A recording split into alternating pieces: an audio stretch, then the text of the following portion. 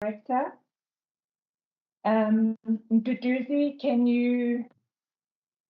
Nduduzi, can you confirm that you are able to hear me?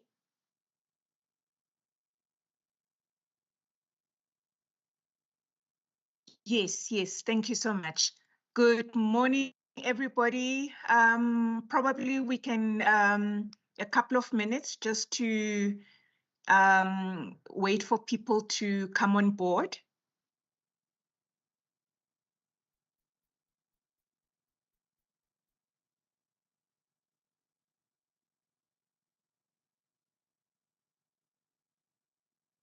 Those that have joined us, a warm, warm welcome.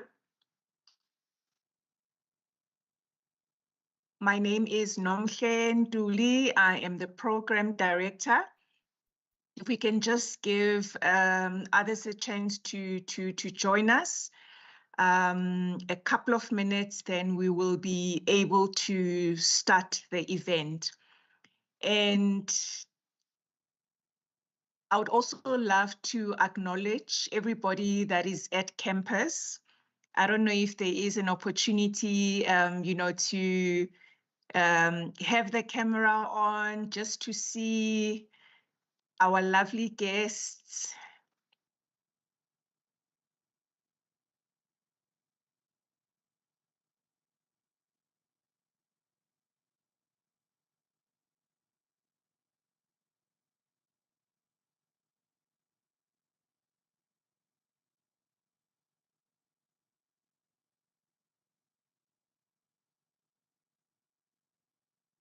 So I'm just waiting for a go-ahead from the main campus.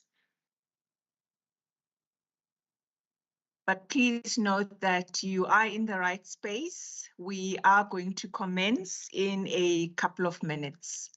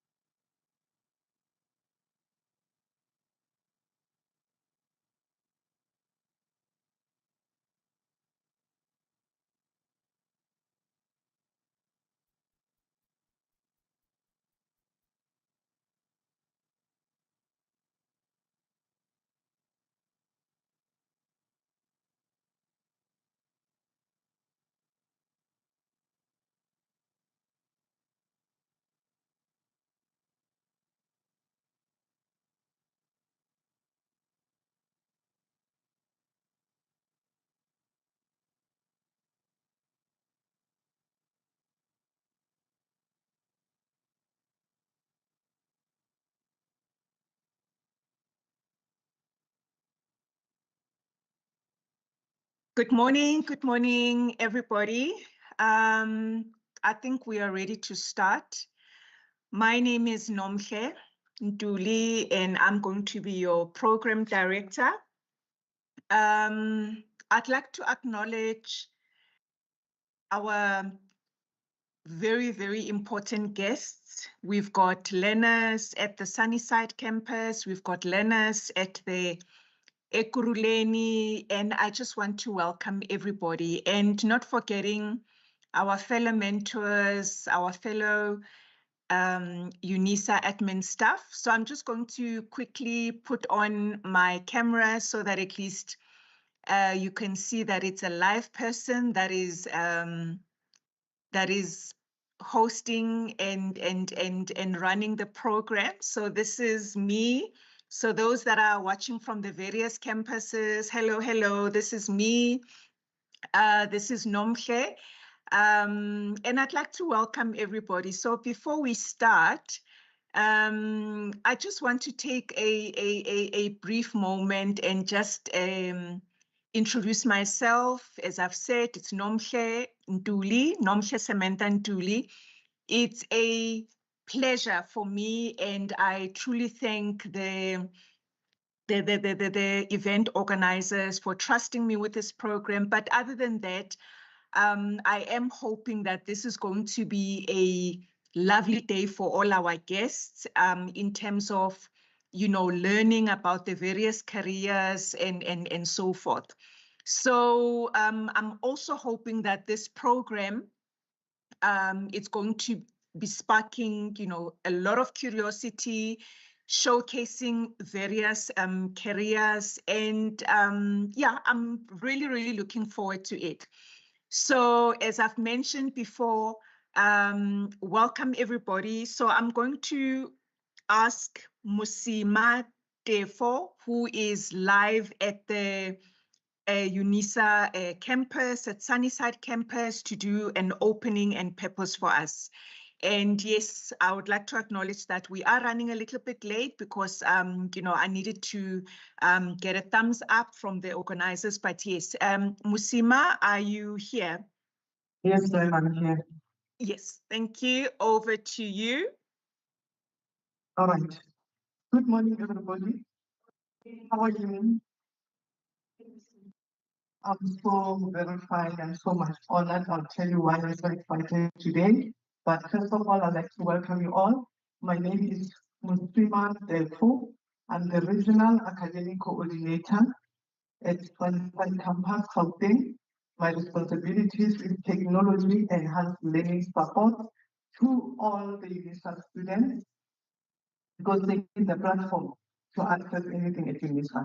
So I'm very much happy to see you here. And I also want to welcome all the people online and all our guests in the building. And the purpose of this is to expose all the different career fields, especially the scarce skills. Because when I look at the program, I don't see police officer, nurse, teacher. I don't see all that. Because in our time, those are the careers that we've been told to follow when we finish school, okay? So I'd like to welcome everybody, the unity at Ekurhuleni, and Sondris. The reason I'm excited to see here, because I'm a Sondris alumni. I was a Sondris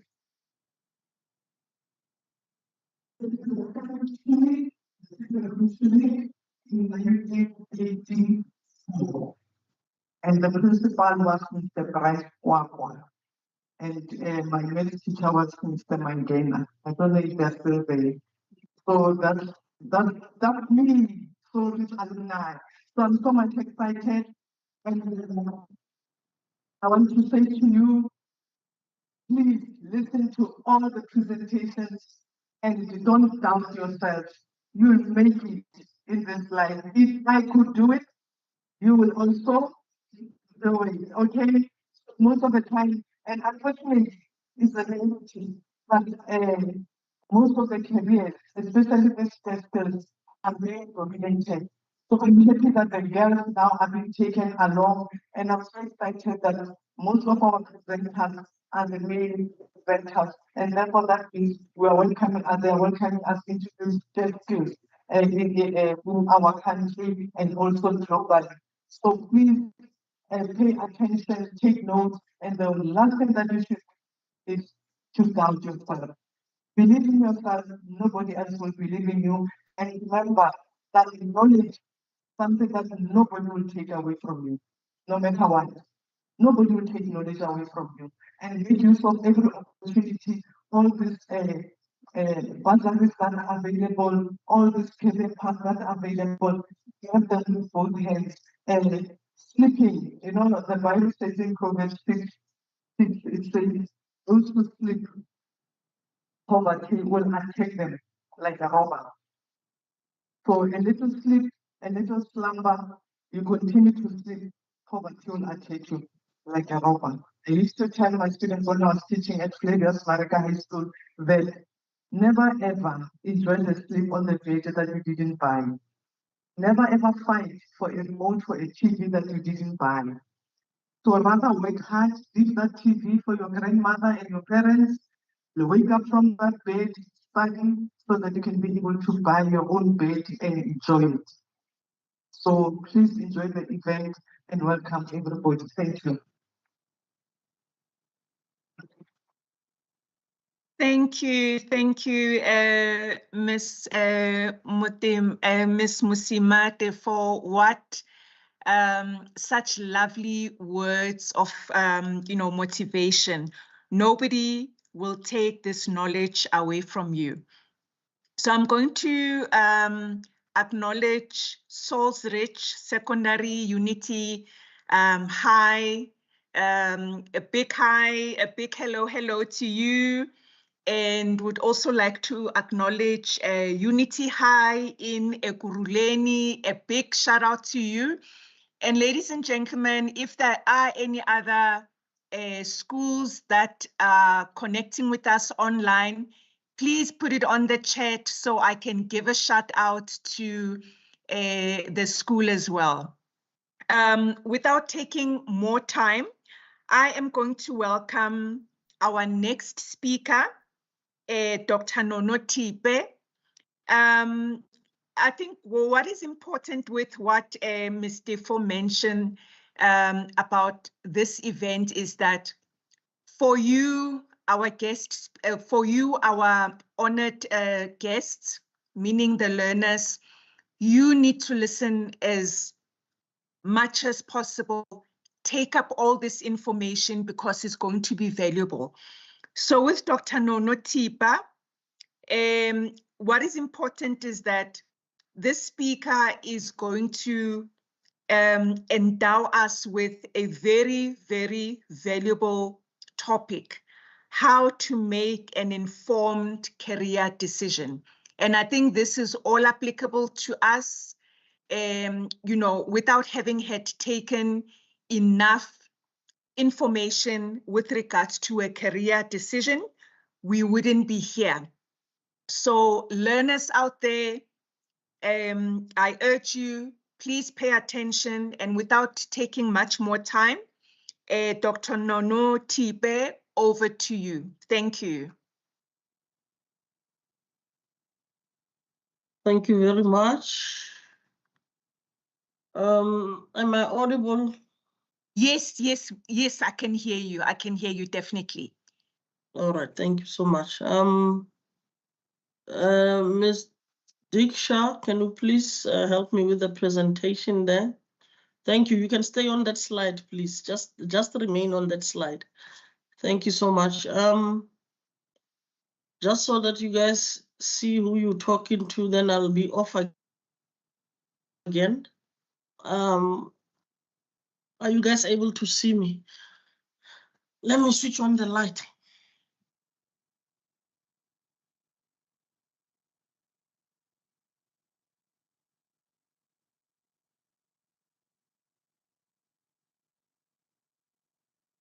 Yes, we can see you. Thank you, Dr. Tipe. We can see you. So it's definitely not a robot.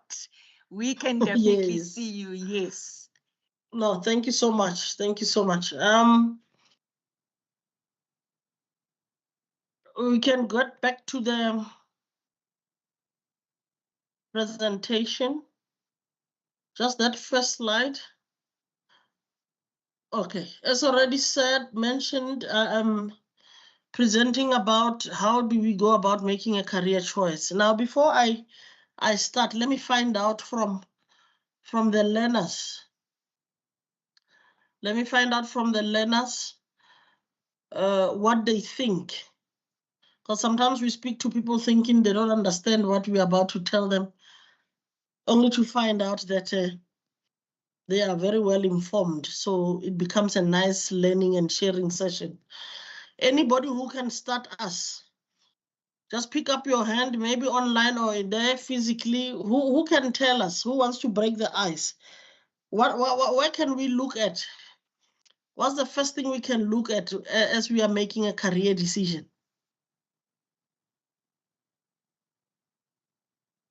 If I were there, I'd have goodies to spread to those who are participating, to dish out. Anybody online or there by the venue who wants to attempt? What do you think? Where can you start? Okay, I see Masinya Charmaine Lesiko's hand is up. Can we give Lesiko a chance to respond, please?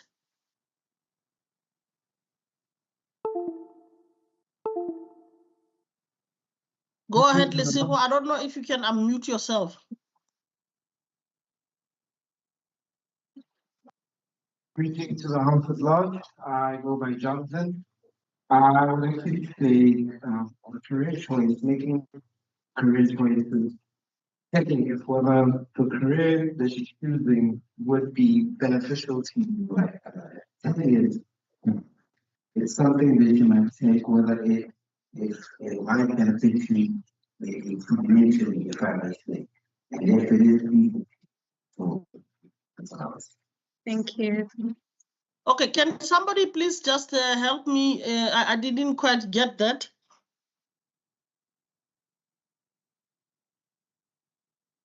Who can repeat what was said to me? Hi, Dr. Tipe, just to check, are we audible on the side? You guys are audible, yes, but the person who just responded, I couldn't hear him at all, or her. Maybe I can get him to repeat himself quickly. Okay.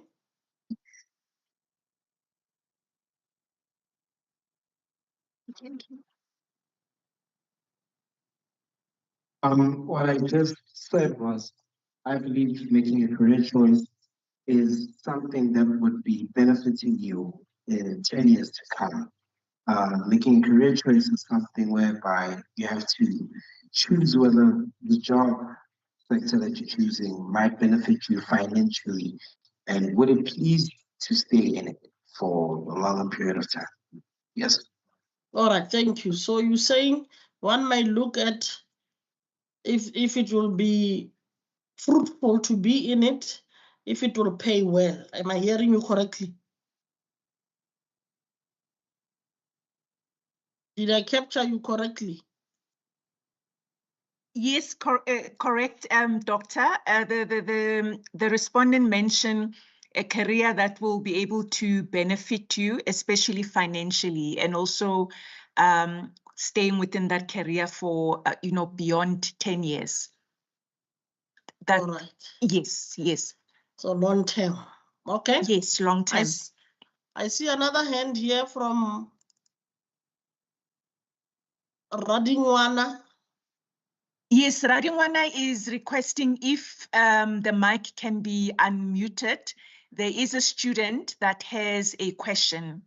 Okay.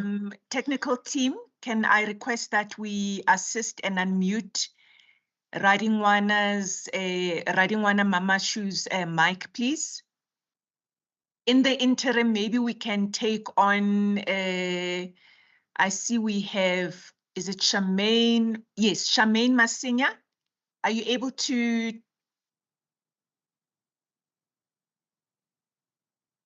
Charmaine Masinya, your mic is your hand is raised. Please go ahead.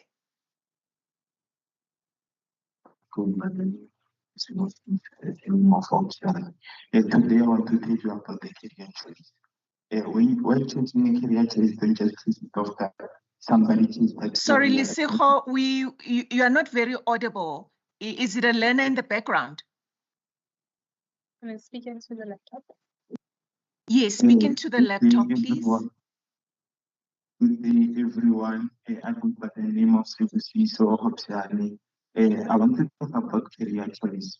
While choosing a career, don't just do it because someone did it and they got rich, or your parents told you to do so, or just go by the pressure of friends telling you to do this. Do something that you like, knowing that you're going to do it on your interest. Do something for yourself. Be comfortable with the career that you choose. So, thank you.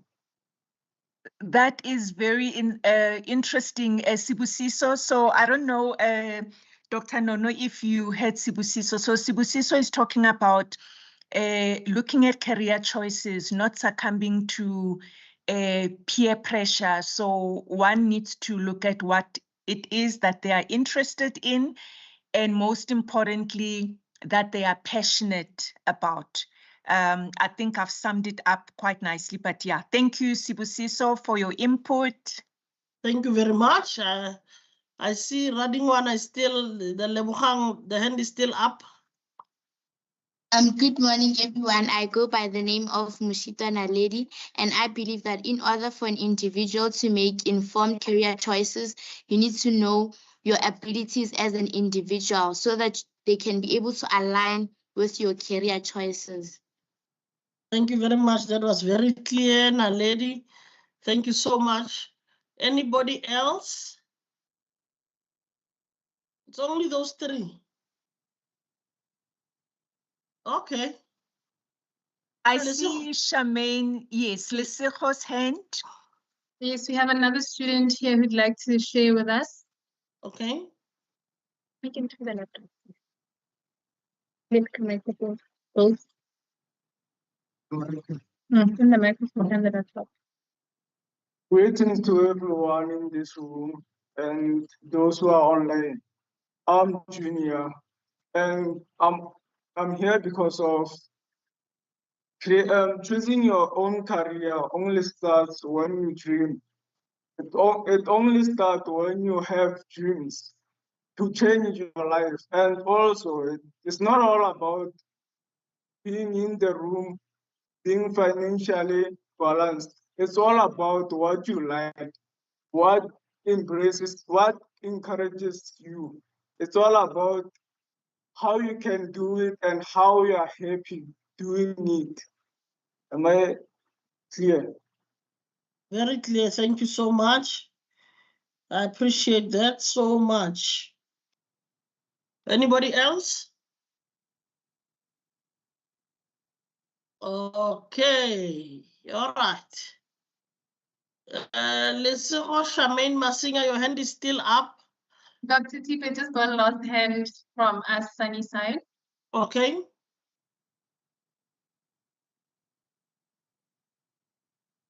Speaking to both. Speaking to both the mic and the laptop, yes. Good morning, everyone. Am I clear? Can you hear me? Yes, we can Yes. hear you. Okay, good morning, everyone. Those and also those who are online. Okay, so here I'm going to talk about what should be considered when you are doing career choice. So you should consider your skills, values, and abilities. So in skills, you must know the activities that you enjoy to do and strengths and values that you have in you, and also talents, so you can know what career you are best in. Thank you. Thank you very much. See, something in me told me that I'm talking to people who know what they're talking about, who know what is happening. And indeed they do. Indeed they do. I appreciate that so much. So now I know that I have to I have to take out this white hat that I'm wearing and put an intelligent hat. I have it somewhere here in the office and I will wear it. Thank you so much, because I'm talking to people who are clued up. Somebody started by saying one must check if it pays well. That is a value. The last speaker just said, we look at skills, we look at values, we look at talent and interest. Checking if the career pays well means that person, as they going about looking for a career, they put much value on finances. And there's nothing wrong with that. There's nothing wrong with that. However, you need to be able to, how do I put it? Be careful that when you get used to a certain salary, when you get used to this money, that this career does not bore you ever again. So let not money be the only. It can be one of the many values, but can it not be the only value that you put when you are looking for a career, because they will pay you, you will get used to the salary, and then what's left of you after that? Okay, but thank you for that answer. So on the values, you look at things like satisfaction. You know, if is this career that you are doing satisfying you as a person that is going to be embarking on it? When you do it, can you do it over and over without complaining? Can you wake up even when that money, they say, guys, you know, it's tough. We're going to have to either let people go from this work, or we're going to have to retrench or downscale at work. Will you still do it? Will you still be fine? So you look at things like that. Those are your values. If at UNISA they told me they can't pay me enough, am I going to leave my job? Am I going to still be here?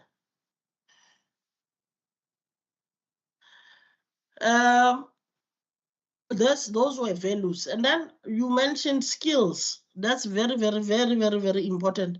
How are you going to execute if you are not skilled? And now here we're talking academic skills before anything else, because usually before you go and find work, you need to maybe come through the doors of a higher institution of learning and acquire a relevant qualification that goes with that career that you want to choose. So are you academically skilled for it? For example, I wanted to become a medical doctor, but I'm not that skilled in numeracy.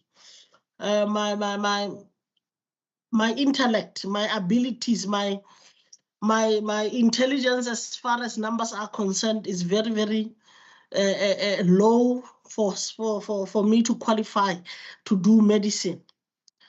And it's something that it's okay, because everyone has a serious academic skill that they have to look at, that they have to know. You know, to choose a career, you also have to know who you are academically, your strengths and your weaknesses when it comes to academics. So I know that my weaknesses are numbers. So I was not going to be able to qualify to do medicine. And even if I qualified and I was like stubborn and I said I will do this mathematics forever and ever, it was going to take very, very long than anticipated, because the numbers don't come easily to me, and even physical science is a little bit challenging. My skills were only in life sciences and theoretical subjects. So that was going to be very, very difficult for me to proceed with medicine. So I needed to sort of look at something that is within my skills, as you guys have said, academic skills.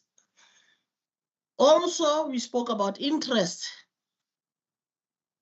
Yes, you need to be interested in this career. Otherwise, how are you even going to study for it? If it doesn't interest you, how are you going to commit to spending 7 years or 6 years of becoming an accountant or becoming a medical doctor or becoming a psychologist, whatever it is that you want to become, if you are not interested in the subject itself? So interest plays a very huge role as well. And yes, somebody said passion as well. With passion, you have to be careful. Sometimes, even with interest, you have to be careful that it's not just a passion. You know, I usually say a career is something that you cannot separate yourself from. You become one with this thing. You dream about this thing. Somebody spoke about somebody needs to dream when they choose a career. That's what we call having a vision of what it is that you want to do from now, when you complete your qualification, up to into the future. You know, you have to have that vision. You can have short-term goals about it. You can have medium-term goals about it. You can have long-term goals about it. Am I going to only be a psychologist from when I graduate until when I retire? Is it a yes? Is it a no? If not, why not? How else can I work around this career if this is psychology that I like? Or I don't mind doing it over and over. Like in my case, I don't mind. I'll do it in my next lifetime again. That's how much I love it. And that's how much I see myself in it. You need to see yourself in this career. That's why sometimes we take you guys and we test you to see if your personality really, really matches this career that you want to do. You are not going to become a school teacher who is shy to stand in front of people and teach, who doesn't like talking in front of people, who doesn't prefer being, you know, looked at somebody who is this who's somebody who's dishing out information and who's got answers to most things. Maybe you'd rather work with behind the scenes. Maybe you'd rather do your research as a lecturer instead of actually teaching in front of a class. You like to go out in the field, collect data, and you come back and you analyze it and you write papers. You like teaching in that manner. Maybe because you are an introvert and you don't like to be around people most of the time. Those are the things that we would look at when we assess you, to see if this vision, if these skills, they go with the type of person that you are. So I spoke about values, I spoke about the vision and the life goals. It goes with the dreams. What is your goal? What are you trying to achieve with this? What are you solving? A career, when you're choosing a career, you need to ask yourself the question, what is the problem that I want to go and solve, so that I am contributing to my community, contributing to to the people that I live with the society where I am. If you feel a lot of kids are not knowledgeable and they don't like to stay in school, and you know the importance of school, and you are a skilled somebody who can communicate well, who love children, who maybe you need to look at teaching. In my case, if you like to see people not stuck with making decisions, one, if you like to see people not being hurting emotionally because of life challenges, then something in you says you could be doing counseling, helping people to make decisions, better decisions with their lives, and also healing emotions that are not coping with challenges. That's me. That's why I'm in this career, because that's what I like the most. I like to see people find solutions to life challenges, whether it's choosing a career, whether it's staying in a relationship, whether it doesn't matter what it is that they feel stuck with. Then we can sit together and in the form of counseling, trying to find solutions. That's what I like to do. And then also you need to look at who's supporting you. Who will support this career? It's important to look at the support structure, because when the going gets tough, you need somebody that can always say, it's okay, it's doable, keep on doing it, don't give up. Yes, if you fail, get up again and try again. You need that person. You need to identify them. You need to bounce your ideas with them. You need to, people that will be excited when you speak about your career with them. People that want to see you finish, people that you know they mean well for you. Because especially at UNISA, seeing that it's a distant learning institution, it can be a little bit lonely, it can be a little bit intimidating. So you need that person that you can always talk to when the going gets tough, definitely. I'm taking a little bit more of time because I was told that the second person speaker is not yet ready. Yes, that's correct, Doctor. Please continue. Just for the audience, we are battling to get hold of our second speaker. So, Dr. Tipe, you are more than welcome to, continue. It's a very, very insightful information that you're providing. Thank you. Thank you. All right, so I was just touching up on the support system and the importance of it.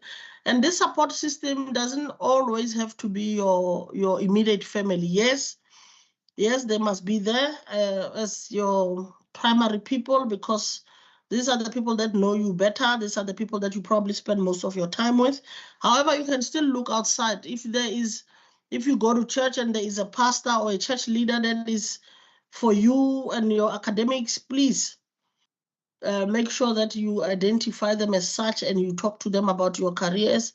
If it's a close friend, yes. If it's another student that you found maybe in the same qualification, identify that. These are people who care for you and who want you to see you do well. So they can come from any sphere of life. It really doesn't matter. And then you still look at the labor market. There's no reason for you to have skills, to love this thing, to see yourself doing it. And then we are in South Africa, isn't it? We are not in Spain. We are not in anywhere else in the world. So there are some careers that you need to ask yourself questions. Will I be needed? Is this a scarce skill, perhaps? You know, because let's be honest, if you look, I'm just making a random example. If you want to say, maybe you want to be an astronomer, look at planets and look at the stars and how they do, galaxies and how they perform. And is it something that is really marketable? You don't mind if you have to go to school for a while, also to get some postgraduate to maybe lecture at the university, because I don't see many jobs in South Africa looking for astrology, for astronomers. So those are some things that you really need to look at, more especially that in our country right now, we know that undergraduate, what is this thing? Unemployment is rising, and it's frustrating because we told you guys, go to school so that you can have a better life, and then you come back, there's no job for you. Why? Maybe because you did something that is not really being sought of that much in the labor markets.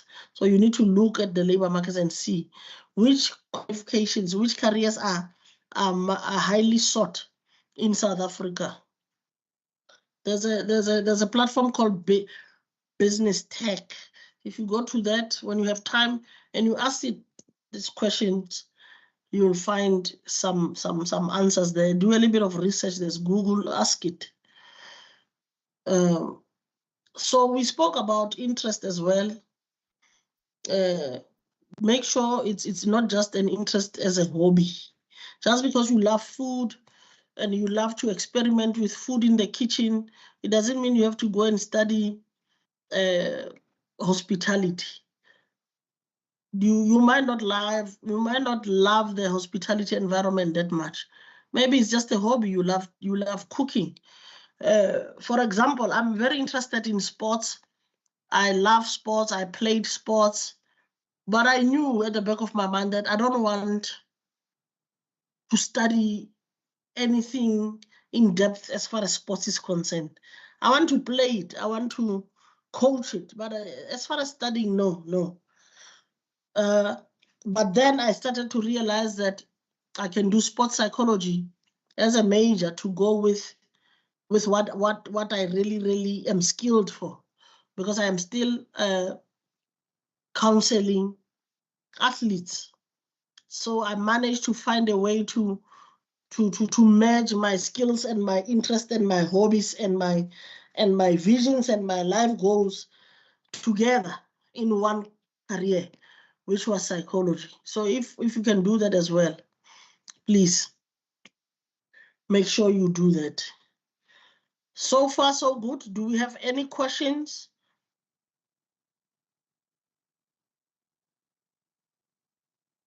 Is it clear? Any comments?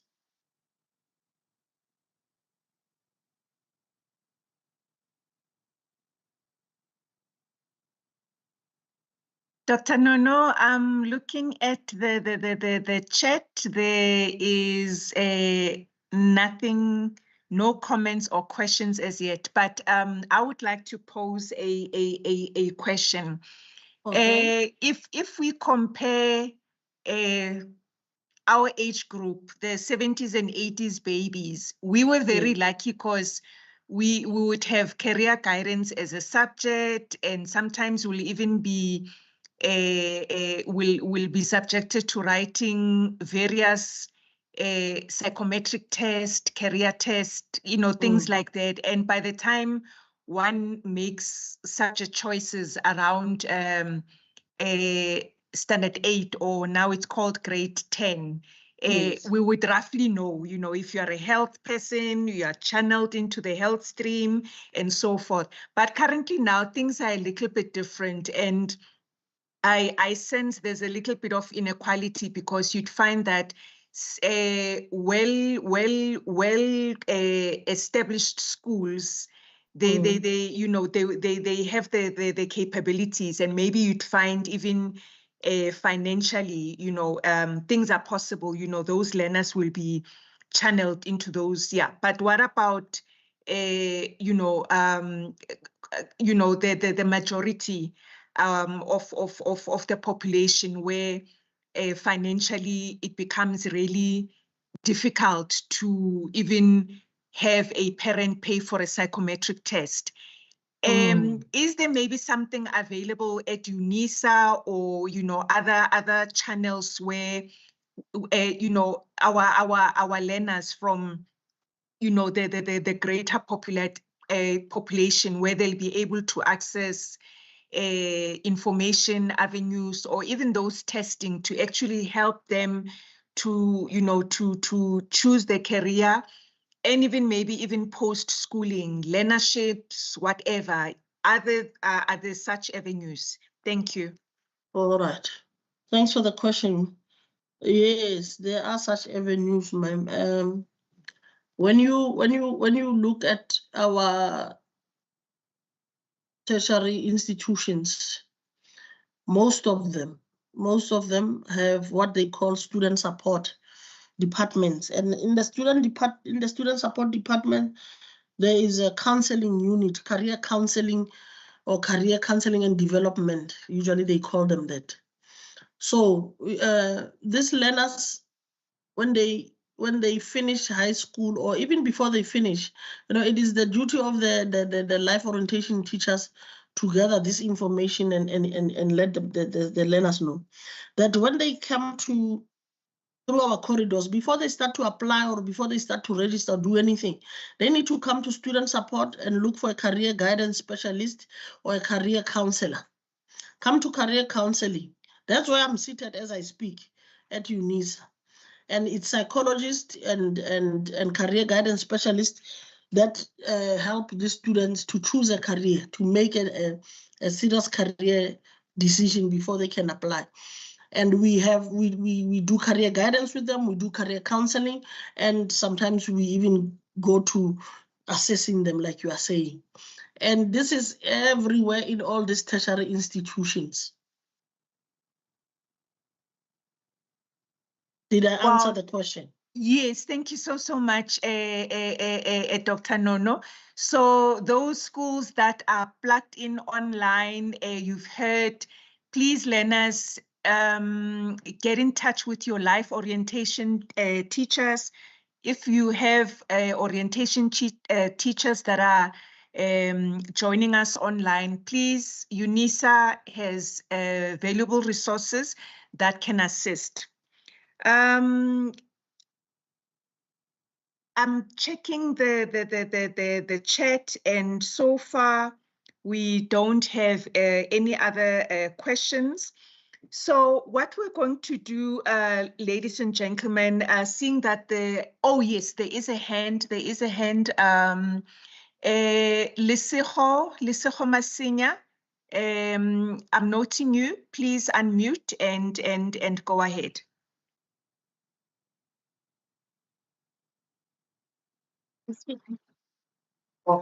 Dr. Nono Tipe, can I ask? Yes. I don't know. I'm unsure if this is personal or what, but can I ask how did you manage to complete your career, and how did you manage, or who supported you during your career? Okay. Thank you for the question. No, it's not too personal that I cannot answer. All right. I'm glad that you asked that, because I was probably going to forget to mention this. I stumbled into my career because of failing. Because of failing a lot in primary education. I failed grade 7 and I did matric 3 times, I think.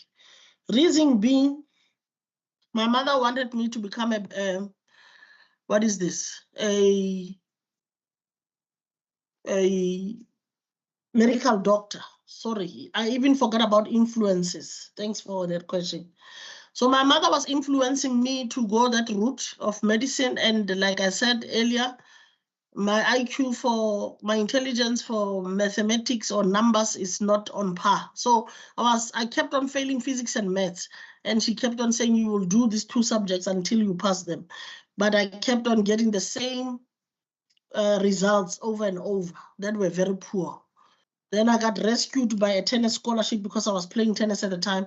Then I went overseas, and when I got overseas, I studied psychology because I first saw it in tertiary. I didn't know it existed. So it's through failing and through chance and luck that I found psychology, and I started reading what psychology is about, and I saw myself in the subject that I like this. This is interesting. They say psychology is the study of how human minds work and the human behavior. And it interested me. And that's when now I went to student support and find out about what is this thing, what can people do in it. And so the people who were supporting me at the time when I started were obviously counselors from the student coach, because I needed to do well in the classroom to play tennis as well. So my coach was one big support as well, and the student support people. I don't know if I answered the question. Yes, you answered the question. Thank you for your time. Yes, so the influence as well, guys. Who is influencing you to do a career? Why are they doing it? Is it aligned? There is a question from Ekuruleni. Okay. Dr. Nono, Yes. since you said we should look at the labor market when making a career choice, but what if after graduation the labor market change and find out that the career you studied for is no longer in demand? That's when thanks, that's a brilliant question. You come back to us and we sit again and we relook what has changed about this career. Yes, it can change, but I don't think it can change that drastic that they can eradicate it or it's no longer useful. So usually when that happens, we sit with you again and then we see how best you can equip yourself, because again, or readjust. Sometimes you have to study further so that you can meet the demands of the change. Sometimes you have to major, you couple it with another major. If I did psychology and then the sphere is changing slowly but surely, I need to see if I cannot major in neuropsychology, if that's where South Africa's psychology is headed to. Or if I cannot major with education and become an educational psychologist. So I just need to look, where is this change happening? How can I equip myself to match the change? So come back to us. Let's have a chat again, because a career is a lifelong thing. It will keep, that's why we call it career development. It will keep changing. Sometimes you want to enhance yourself better. Sometimes you want to venture off. Sometimes you want to go do a business in that same career, not work for somebody. So you always have to come back to us so that we can bounce ideas.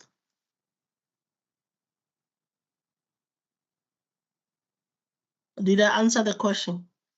Yes, thank you. Thank you. Okay.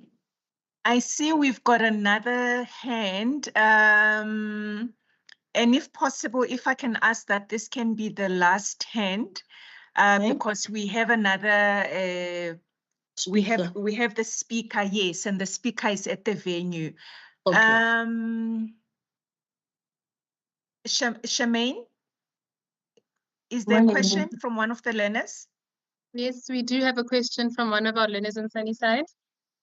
Yes, please go ahead. Dr. Nolotsi, so I heard you mentioning about the labor market and the questions that we have to ask if we are needed. So I wanted to ask about the current trends in labor market in our country. Yes, remember I said you do a little bit of research. There's business tech as a platform. There's other governmental platforms like CATA. Look at those things. Go on Google, ask Google, what are the most sought careers in South Africa? And it will give you a whole lot of places where you can look to answer these questions. I only gave you 2 platforms, but there's a lot. Maybe other speakers that come on will also touch on that. Are you understanding? Yes, thank you. All right.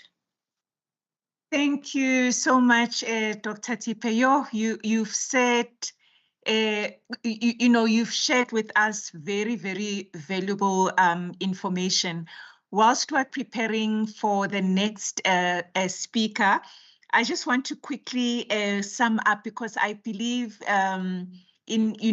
sometimes, just to highlight what I personally had, and I'm hoping that the learners also learned a lot. You spoke about, when we look at the career vision, you used a lovely analogy, the apple. So the core of that apple, it's the career vision. And what is important is that when we slice it open, we have to look at what our goals are, what are we skilled in, what are our values, what are our career influences, and the importance of looking at who we are, not living other people's dreams.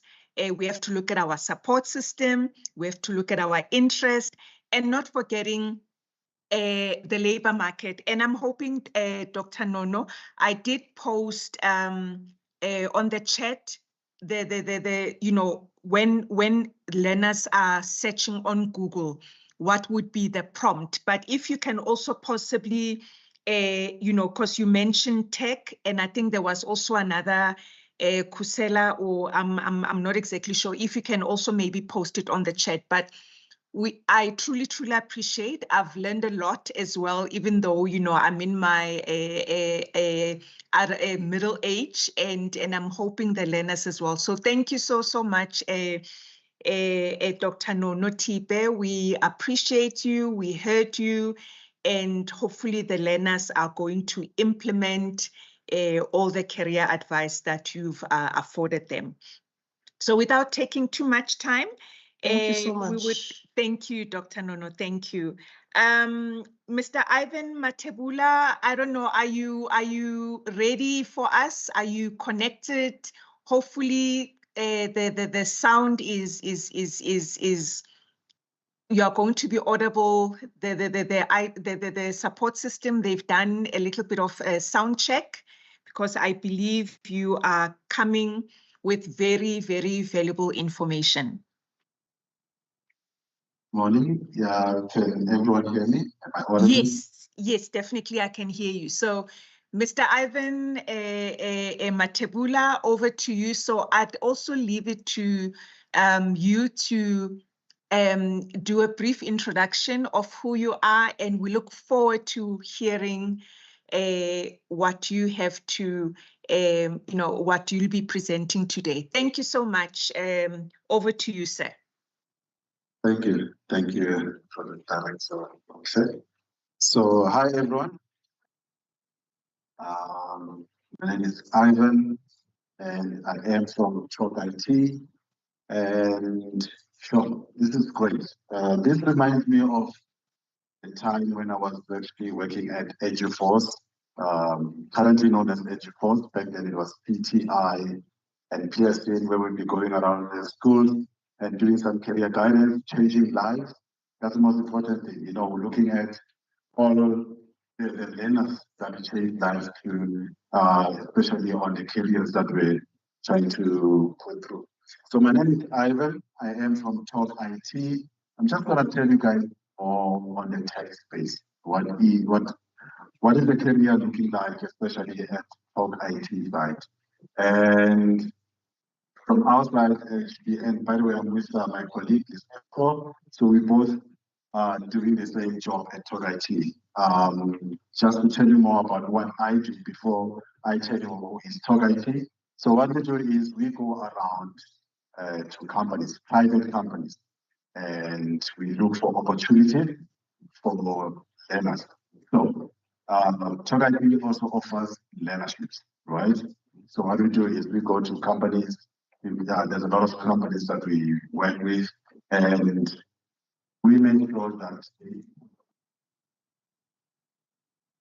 once we get a sponsor, who is the company, maybe company X, it can be Upside, can be anyone, and then we bring them aboard, and then they tell us, look, we want to sponsor maybe, like for instance, currently there's a program that we're going to be running with MTN. So they would like to sponsor 76 learners, and these learners have to be people living with a disability, and they're going to be starting very soon in July. So once I get a sponsor, then that's when we go and start recruiting, going to the foundations to check who are those guys, if they are living with a disability, and then we start recruiting them, and then we bring them on board, and then we start the recruiting process. So that's what we do. And it brings me joy every time, the impact that we make in people's lives. Some of the guys might think that, look, a learnership is just for you to learn, but it can change lives. It doesn't just stop there. Because we don't know the backgrounds, different backgrounds that you come from. Some of them is an opportunity to also bring food in the house. Some of them is an opportunity, yes, for upskilling, for getting more in the qualification side, but mostly as well, it changes that person's life. Because you don't just get a qualification on your own. So a learnership is a qualification, it is work experience as well, and on top of it, you stand a great chance of being employed. Imagine going to, as right now, you're doing your PhD in IT, for instance. Immediately when you've done your PhD in IT, and then you go to the market, as Dr. Don was mentioning that, look, there's a market, and then they say, we need 6 years of work experience. You just walked out of university. Where are you going to get that experience? So the learnership side, that's when they're actually bridging the gap between you getting the work experience. So while you are studying for that learnership, you will also be doing your 70% of work experience. So we also place you in one of the companies. And for instance, this is not the first time we're doing this partnership with MTN. Previously as well, there's a program that currently they are absorbing 10 learners out of the 72 that they sponsored last year. They are absorbing 10 of them that are permanent. So those are the opportunities that are there. That yet you're not only doing the learnership for qualification, you're actually doing the work experience. So once they absorb them, then that is a career opportunity. So getting back to the presentation, I am from Talk IT, and as I said, we are a learning and development company. And just on the presentation, we are part of a group called EdCop Group. I don't know if any of you knows EdCop Group, but EdCop Group is a list of companies. It's a company. You might know KD. Does anyone know KD and Quest from staffing the departments? So those are the staffing departments. And also as well, there's Paracon, there's EdCop Blue, and on the learning side, that's where we have Talk IT and also Production Management Institute, the abbreviation called PMI. So over the years, we have managed more than 48,000 workforce, and we've placed plus or minus 550 of our clients. Temporary employees, we also do place them more than 550, and we have contractors and also permanent employees. So as I said, we have the higher education and we're doing learnership for living with disability, high schools, bursary as well, and over 144 learnerships that we are running. So that's just to sum up, that's who we are. And then when we look at the actual value proposition under EdCop Group and also in terms of the whole Talk IT, look, we are all about first things first, people that we place in the companies and also the clients that we serve. As much as we are on the learning side, but the whole group as EdCop, we deal with placing people in companies because we are in the placement industry. Not that only, but also do training as well. And then just to talk on the partnership, I just mentioned MTN earlier, but currently I just want to talk about the partnership that we have with Collective X. So Collective X has come on board since last year, where they are actually the mandate in the tech space in IT. What they do is they want to give opportunities to youth in order for them to know more about the digital space. So the digital space, it can be anything. How many of you have smartphones in this room? So almost every one of you have smartphones.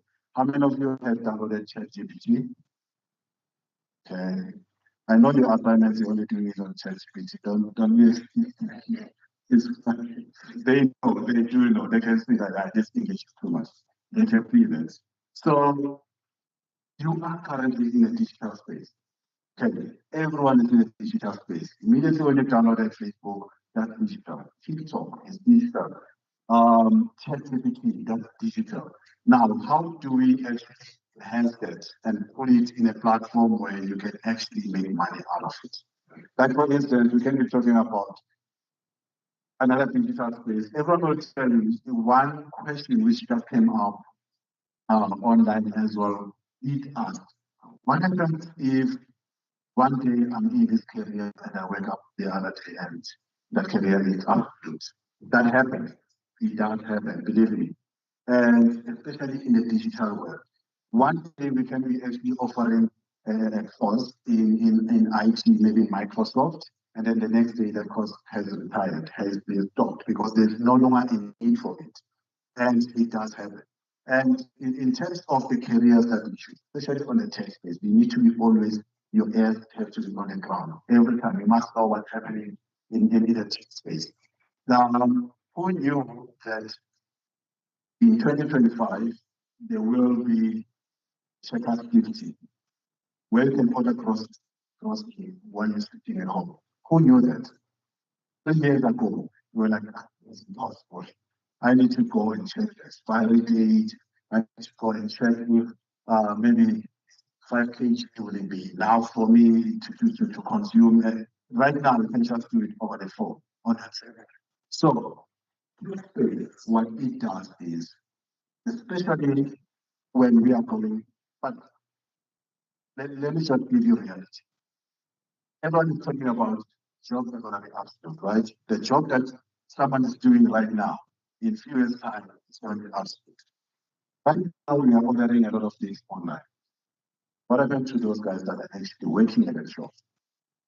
And you see that companies are going to be coming around. I'm not saying that's going to happen, but we're going through that direction. Companies are going to come around and say, look, we're getting a lot, maybe like 90% of our things, actually it's online right now. I don't actually need to rent that building, that Checkers floor, wherever it is placed. I don't actually need to pay the rent for that building. All I need to do is just pay for warehouse where people are going to be packing into those bags and whatever. I don't actually need cashiers because everyone is ordering online. And you see that everything is just evolving around tech.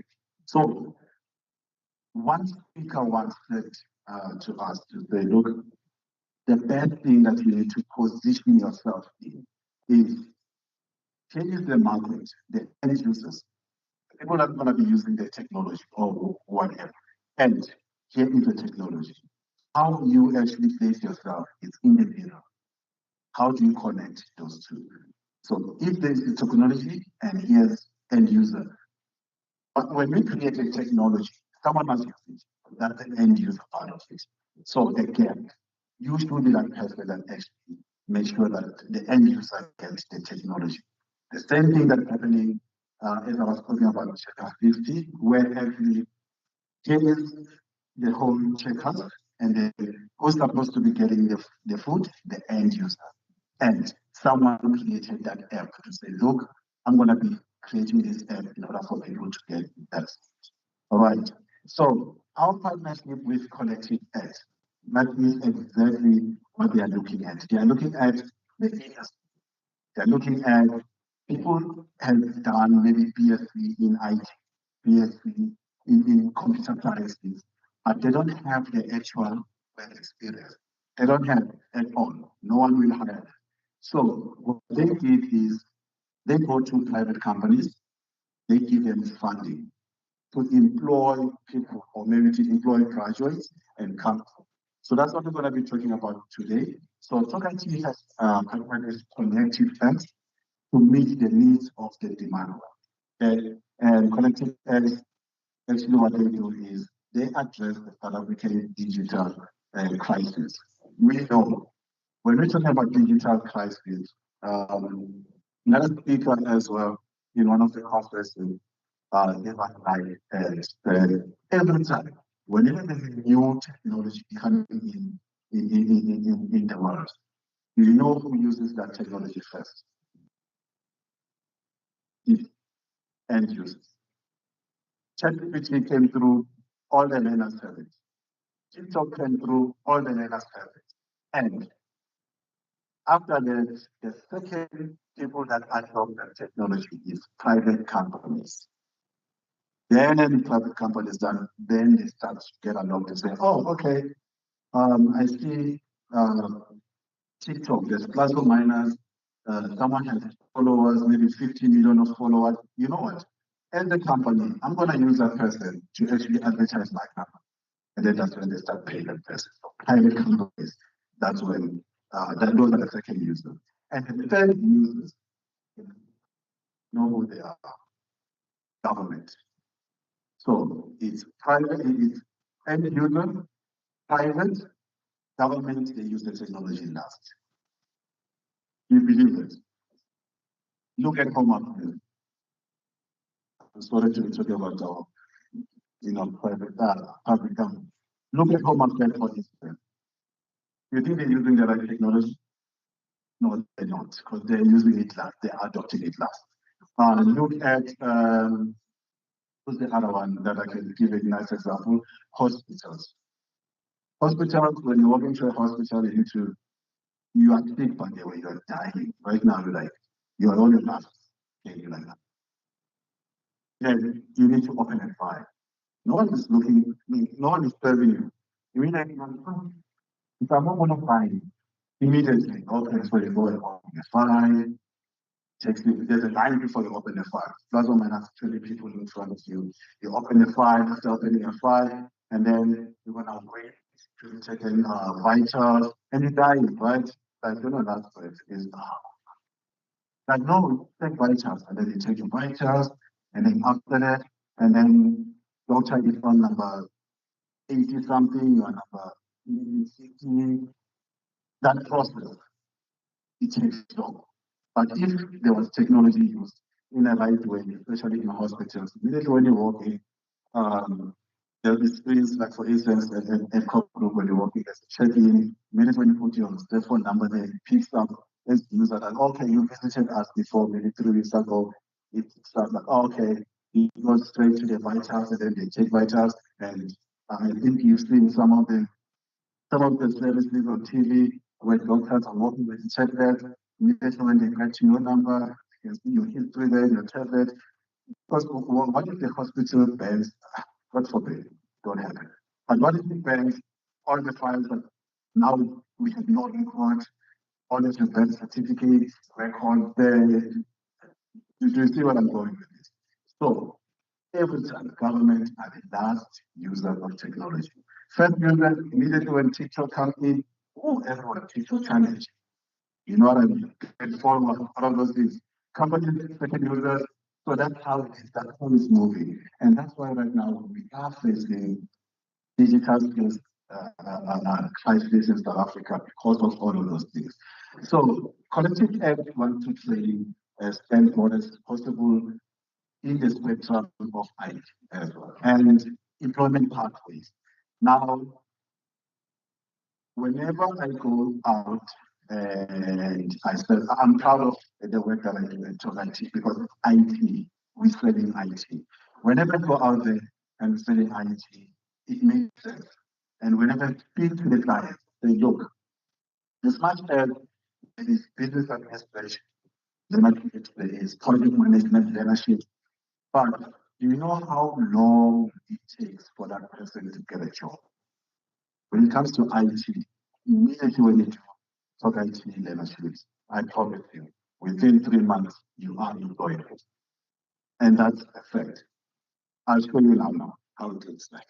So the benefits of this program that Collective Act is bringing and partnering with Talk IT is that they create inclusive, scalable, credible talent of all. So what they do is they go to our clients and they say, listen, Mr. Client, we have a budget of 500,000.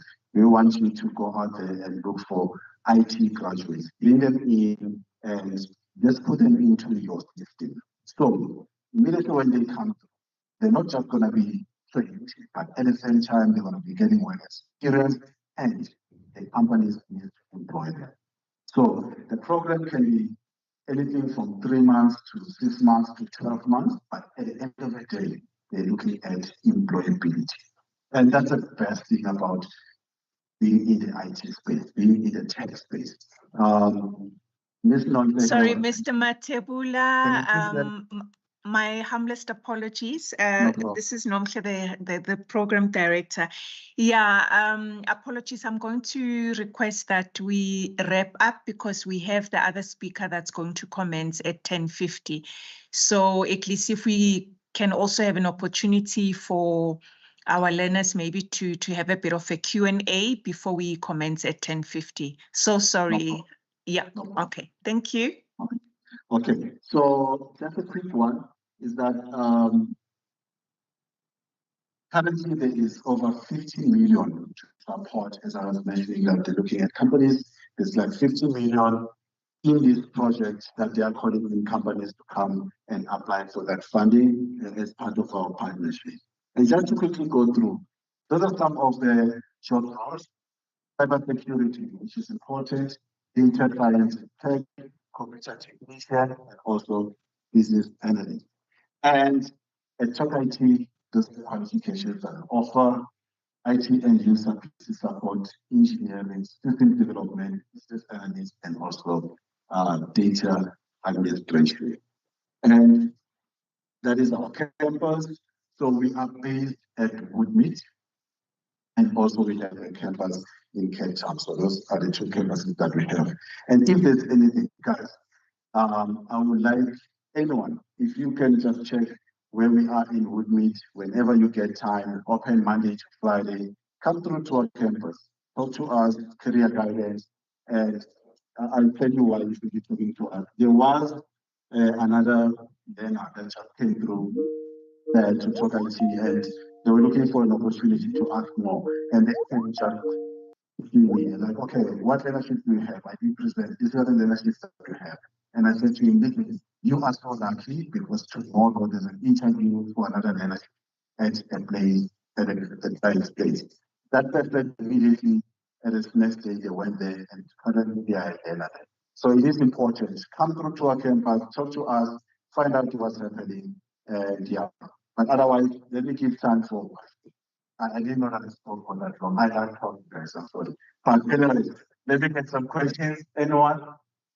Thank you, Ivan. That was so informative. Learners, guests, please, this is an opportunity for you to ask questions. You can also type something in the chat. If you don't mind my asking, Mr. Matebula, while others are maybe probably thinking about it, if I'm not mistaken, I recall last year, the EdCo group, they used to run like an assessment on a Tuesday and a Thursday. So learners, people will just walk in, write assessments, for possible learnerships. Is that platform still available? That platform is still available through Quest and also Scribe, Paracon, and Kelly, so they can come through and do those assessments. Okay, no, that's fine. If possible, if you can maybe just drop the address there. But what I want to emphasize, learners that are on this space, the Woodmead campus, it is accessible even via public transport. So please, yeah, these are some of the avenues that are available. You heard even Dr. Notibe talking about, there's graduate studies, there's opportunities. So it doesn't mean that if you don't qualify, then that is it. There are opportunities. The other alternative is a learnership, and not forgetting, UNISA as an institution. There's even courses starting, with higher certificates. I'm browsing the chat. I don't see any question, and I don't see hands. Oh, yes, Leseho. Hi, ma'am. So we just have one question here with us on Sunnyside. Okay, not a problem. Please go ahead. Great rising to us once again. I want to ask, you spoke of qualification whereby you need to have experience, maybe 6 years or more. Now, question is, what happens if you have such experiences and you get the job and they tell you that you're overexperienced? Okay, that's a good question. It does happen. It does happen where people feel like, look, you're overqualified. And we're not saying you lie on your CVs. You don't have to do that because you must know your value. But otherwise, that's a misfortune. But look, you have to keep looking. If a company sees that they cannot afford you, that's good. You have to keep looking in order for you to find the right fit. I don't think that's actually there. You have another question as well?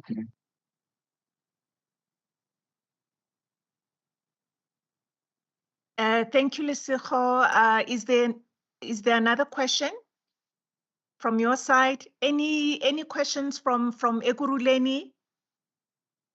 Unity High students, do you have any questions?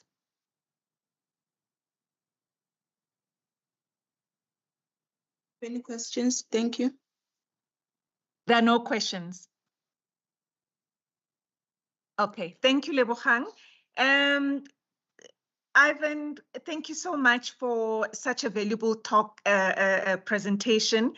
And, you know, the reality is technology is here. I mean, a few years ago, this concept of 4IR was very new and quite intimidating.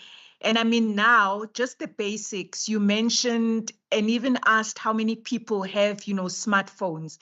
You know, that gadget or that device is a very powerful medium to be able to, you know, communicate, collaborate, network, and even work. So I'm sure learners, you've heard there are opportunities out there. So the next step is just for you to, you know, reach out to companies such as Talk IT.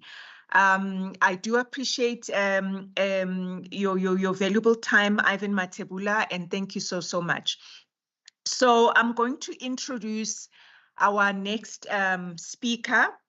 And just to brag a little bit, learners, what I want to emphasize is the you know, whatever opportunities are out there, you don't have to be confined to whether Tembisa or Davidton or Sunnyside.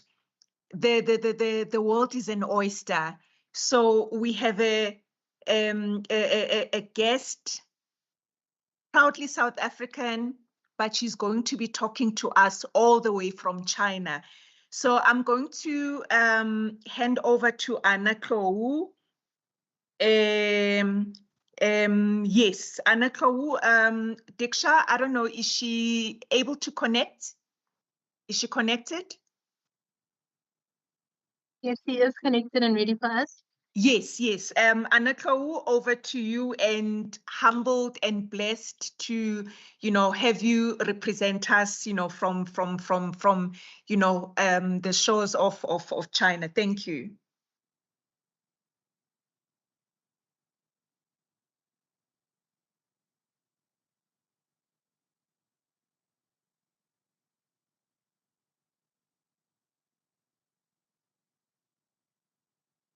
Hi, Anna. Diksha, I don't know, from my side, I'm unable to hear anything. Just a second, please. We're just trying to get the audio on our side as well. Okay, not a problem. Thank you.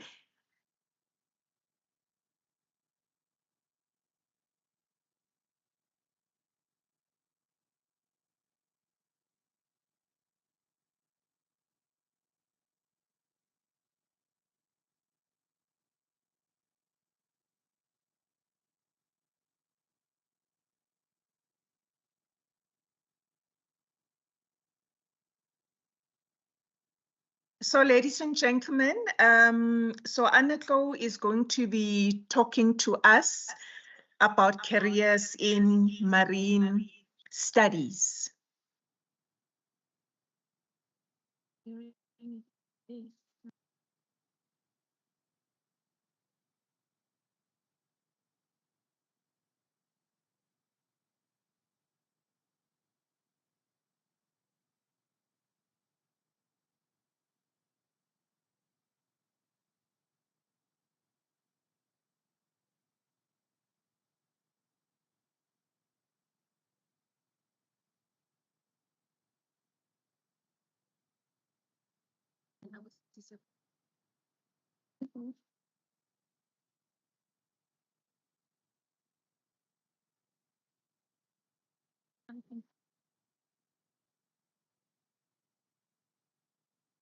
Okay, ladies and gentlemen, it sounds like we're having a little bit of a technical difficulty. And Diksha, are we making progress? How's the prognosis?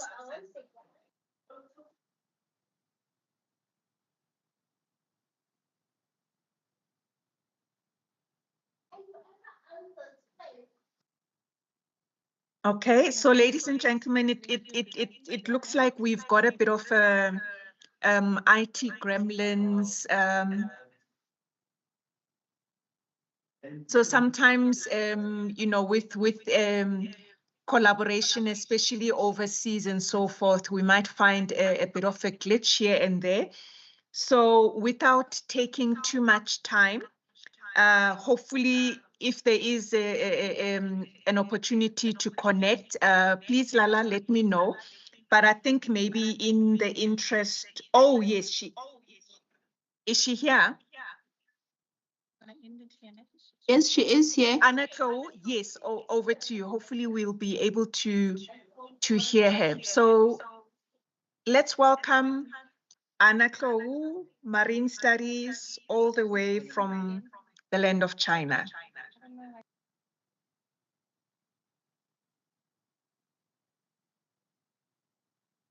It looks like we lost her again. Nomhle? Yes, I am here. Yes, it looks like we lost her. Okay. I can't see her now. Sure. Okay. That is quite sad. Maybe we'll see, but I'm thinking in the interest of time, perhaps we can move on to our other speaker or our next speaker, Mr. Kagiso Mashilo.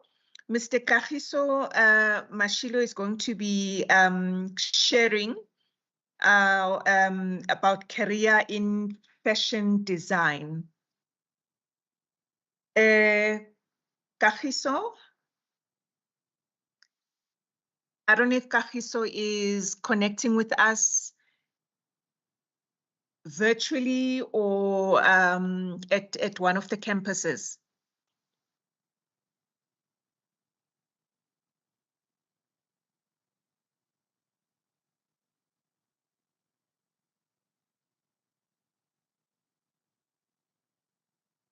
Lebogang?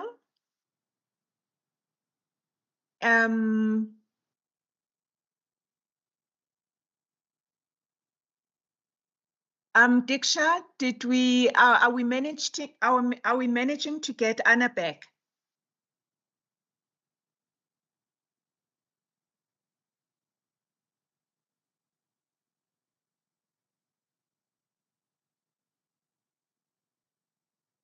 Okay. Do we have Lerato Mofokeng by any chance on this platform? Okay, so whilst we're still, I beg your pardon?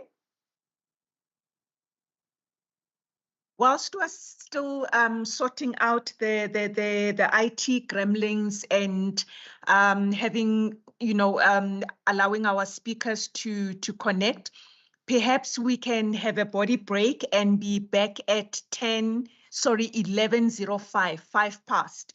So now it's 10:58. We can have a body break. Sorry, yes? I'm so sorry to interrupt. We were requesting, because we're struggling to get a hold of Anna, if we could have our next speaker, Kagiso, present for us, because he is here ready for us. Okay. Okay. No, that's fine. And then is the speaker okay? Will we be able to clearly hear Kagiso? Yes, Kagiso is here on campus joining us. He's already ready for us. Yeah. Okay. No, that's fine. That's fine. That's awesome. So I think what we will do after Kagiso, because now it's 11. So then at 20 past, after we've concluded with a Q&A, then we'll take a 5-minute body break. Mr. Kagiso Mashilo, over to you, sir. Thank you.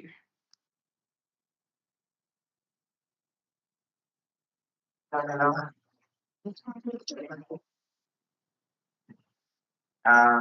just want to say thank you so much. It's such a great honor and a privilege for me to be here and speak to the future of this country.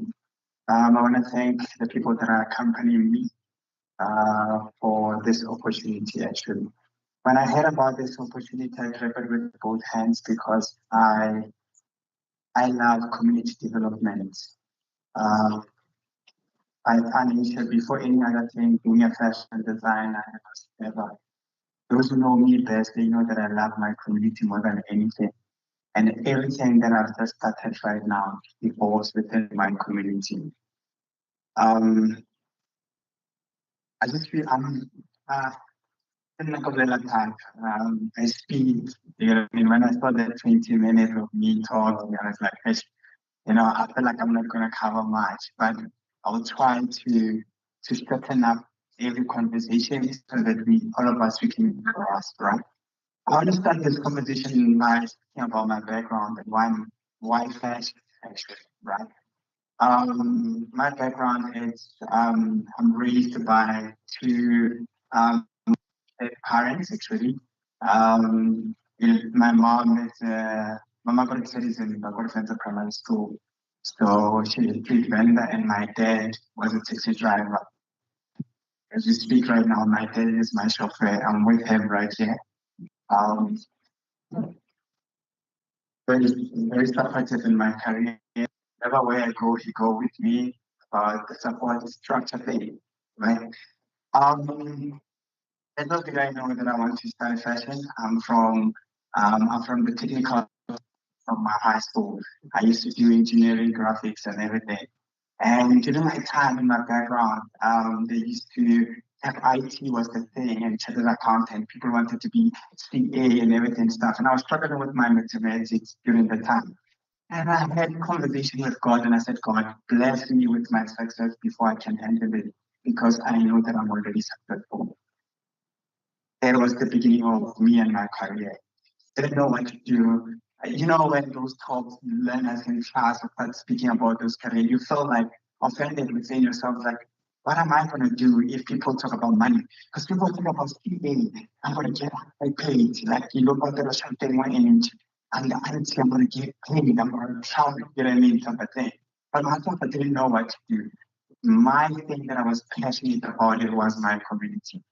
And I started doing community development project. You know, when I see this opportunity with UNISA working with you guys, it's super amazing. And I would love you guys to go more and do more. And it's such a great honor for me to invite me here with one of the countries that are not celebrated in South Africa or in Africa. The arts, it's one of those careers that people, they don't look into. But when you go to Europe, you'll be shocked and understanding what the arts can do. When you go to the Louvre Museum, when you look at artists that can exhibit a painting for 90,000 rand, for 100,000. I cannot manage the one that motivates us, right? So that essence, you'll be so shocked when you see James coming and buying an art to put it into their house. And then the art keeps them accumulating each and every year. I mean, if we can look at Mona Lisa art right now, how much will it cost? If you buy that, millions, right? That's how it is. That it becomes a generational wealth in a way. If you buy that art, you leave it to your kids for the next 7 years. When your kids are selling it, it keeps on accumulating. So with my background, I studied fashion at Tshwane North College. That's where I studied fashion. And I'll tell you why I went to Tshwane North College. It was during that time of the Feed My Fall, and I was like, oh my God, I'm not going to go to university for me to pay that amount of money. Let me just go to college, right? And I went to college and I studied, and after studying fashion design, I graduated in 2019. So when I graduated in 2019, I remember when they asked me what class thing, when I get to the class, I'm like, why do you want to become a fashion designer? And I said, one thing, I said, I want to design one dress that will pay my rent for 4 months. That's what I said. That's what I do. I only focus on 10 dresses in a year. I want to focus on so many dresses. I paid one of my dresses that I did for Swaziland last year. It was 110,000 rand. With pearls. That's how we got them from China, actually. So that's what I was doing. That's what I'm doing, actually. And that's what I'm passionate about. I'm a woman's wear designer by passion. I mean luxury. I love luxury. Everything within luxury space, it's me, actually. In the next 5 years, I can tell you I'll be dominating in the luxury space. Me and my team, we started a company called Melanie Rose. That's my company. Melanie is an elder woman and Rose is a young girl. And when she grows up, she wants to see herself as Melanie. So I'm designing for 2 women with different types of personalities. That is my brand. And then we started another company called Melanie Voyage. We're focusing on the luxury segment. That is why my dad is my driver as we speak right now. And then I want to speak about this talent and gifts, guys. You know, I hear about so many careers. People are so like, I want to become a geologist and everything and stuff. You know how I started talking to myself and I said, what is my talent and what are my gifts? Let me tell you, I look at from the mom's side and I look at from my dad's side. And my family were very talkative, very, very talkative. And that is the talent that let's separate what is the difference between talent and a gift. You know, when you are talented, you focus on one thing. And when you are gifted, anyone can when you are gifted, you can do so many things at one time. Let me tell you, I'll give you, there's a lot of you guys are not a fan for sports, but I want to talk about these 2 people. I want you to look at Messi and Cristiano Ronaldo. Those 2, you cannot compare them. They are 2 different. You know, when people keep on saying, no, that's why Messi is the best. No, Cristiano Ronaldo is the best. No, they're not. One is talented and the other one is gifted. When you see talented people work very hard. But people who are gifted, we don't know how they do it. You know, they come here in the past met with levels where all the subjects they got 7. Let me tell you about people who are gifted, they are very dangerous because they can outperform everything and they can still relate things. People who are talented, they hard work, they always want to see getting 7. And they're getting 6, they keep on working very hard to get 7. But I just realized that I'm gifted, I'm not talented. And I'm going to focus on my gift. And one of my gifts was me being talkative. That's one of my gifts. And then with my gift, how can I use my gift? With my gift, I was very influential. At the age of 19, I managed to set an appointment to meet with Ramokgopa. There was a mayor of Tshwane, actually. And I sat down speaking about my community development because I want to build a sports center in my community. And then I was 19 years old. That's what I realized that I'm influential. And somebody said, go to politics. And only to find out like, nah, politics is not my thing. I'm honest. So the main reason I'm sharing that is I just want to give you the highlights about from here moving forward, what you can do at yourself and the gifts that you have. Start looking at the talents that you have. And the difference about my career starting from the university and starting from college, here's it is. Studying in university, definitely university gives you a degree to call yourself fashion design. University gives you the idea of conceptualizing, you analyze. Designers are the people that come in, they sketch in many times, and they give people to design, actually, like by focus to that particular. So colleges, they train you how to develop that skill. like sitting on the machine, learning how to do a machine and everything. That's where you become like a seamstress. At university, that's where the designers are, right? But you can also become a designer on your own if you push yourself beyond. Because when I got my college diploma, and I said to myself, I said, no, I want to become a designer. I'm going to learn about this thing, learning about what arts, learning about expression, learning about so many things that form the elements of art. When you design, how do you brainstorm? How do you think? Inspires you. So, meaning in most cases, people that study fashion or study in colleges, especially those who study in colleges, maybe you will find them back at BMW, studies and everything stuff. That's where they are. They work together with upholstery and everything. And those are fashion designers at some point. You find them managing wardrobes for like when you want things done. There's a person who managed that. When there's a movie coming in, there's a person who was designing the whole costume. You get what I mean? Then when you see when you go to Mecca and you see more or when you see more unfortunately standing like this, there's some particular door. It's calling the fashion style, it's the style that particular garments and everything stuff. That's what they work. So there's a vast of careers into fashion. You can also become a fashion consultant, whereby when I'm going to go out, dress people, tell them this is what to wear, you have to wear this and everything. Maybe you have an account of rich people that you dress up. When they go to the Summer Awards, when they go to the Cannes Film Festival, that's you there.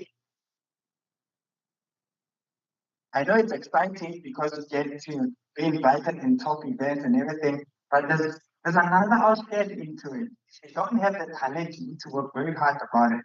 That's where it's not just for everyone. It is something that speaks to your gift or it speaks to your talent, right? Artificial intelligence, it's a very, very, very, very, very serious conversation, especially in the technology. And where do we see artificial intelligence coming in? This career of mine started with the industrialization of things. When the industrialization of things happened, it was like they were cutting patterns. Right now, we just have in the machines that do the cutting and the slicing. You know what we love about the machine? The machine don't do a mistake. That's number one. The machine then go to feed. I mean, the machines, they perform beyond a human capability. So if you used to cut, like, let's say you do uniform of this, and then I go to your school and said, no, I can do this jacket. And they say they want them in winter. I need to make sure that I deliver all those products in winter, 10,000 of them. So surely it means that I rely on the technology to create an efficiency. So those are the things that we need to start to speak about. How artificial, I really like when you mentioned that ChatGPT. I'm scared of technology. I don't want to lie. I'm very, very scared. I trust this guy when it comes to technology. And I want to show you the impact of what technology has done right now. What you do is you can post a dress in the technology, because I have a girl that I work with. This girl, what she does is I can draw one dress and she will draw about 10 of them or 15 of them, looking inspired by one dress. How amazing it is. But I just realized right now that I can draw one dress and put it into the AI, and the AI will draw me into 100 of them different. Just with one idea.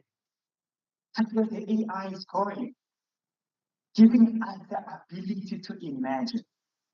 I wanna tell my dad actually today when he's here. I wanna say thank you so much, Dad, for allowing me to imagine.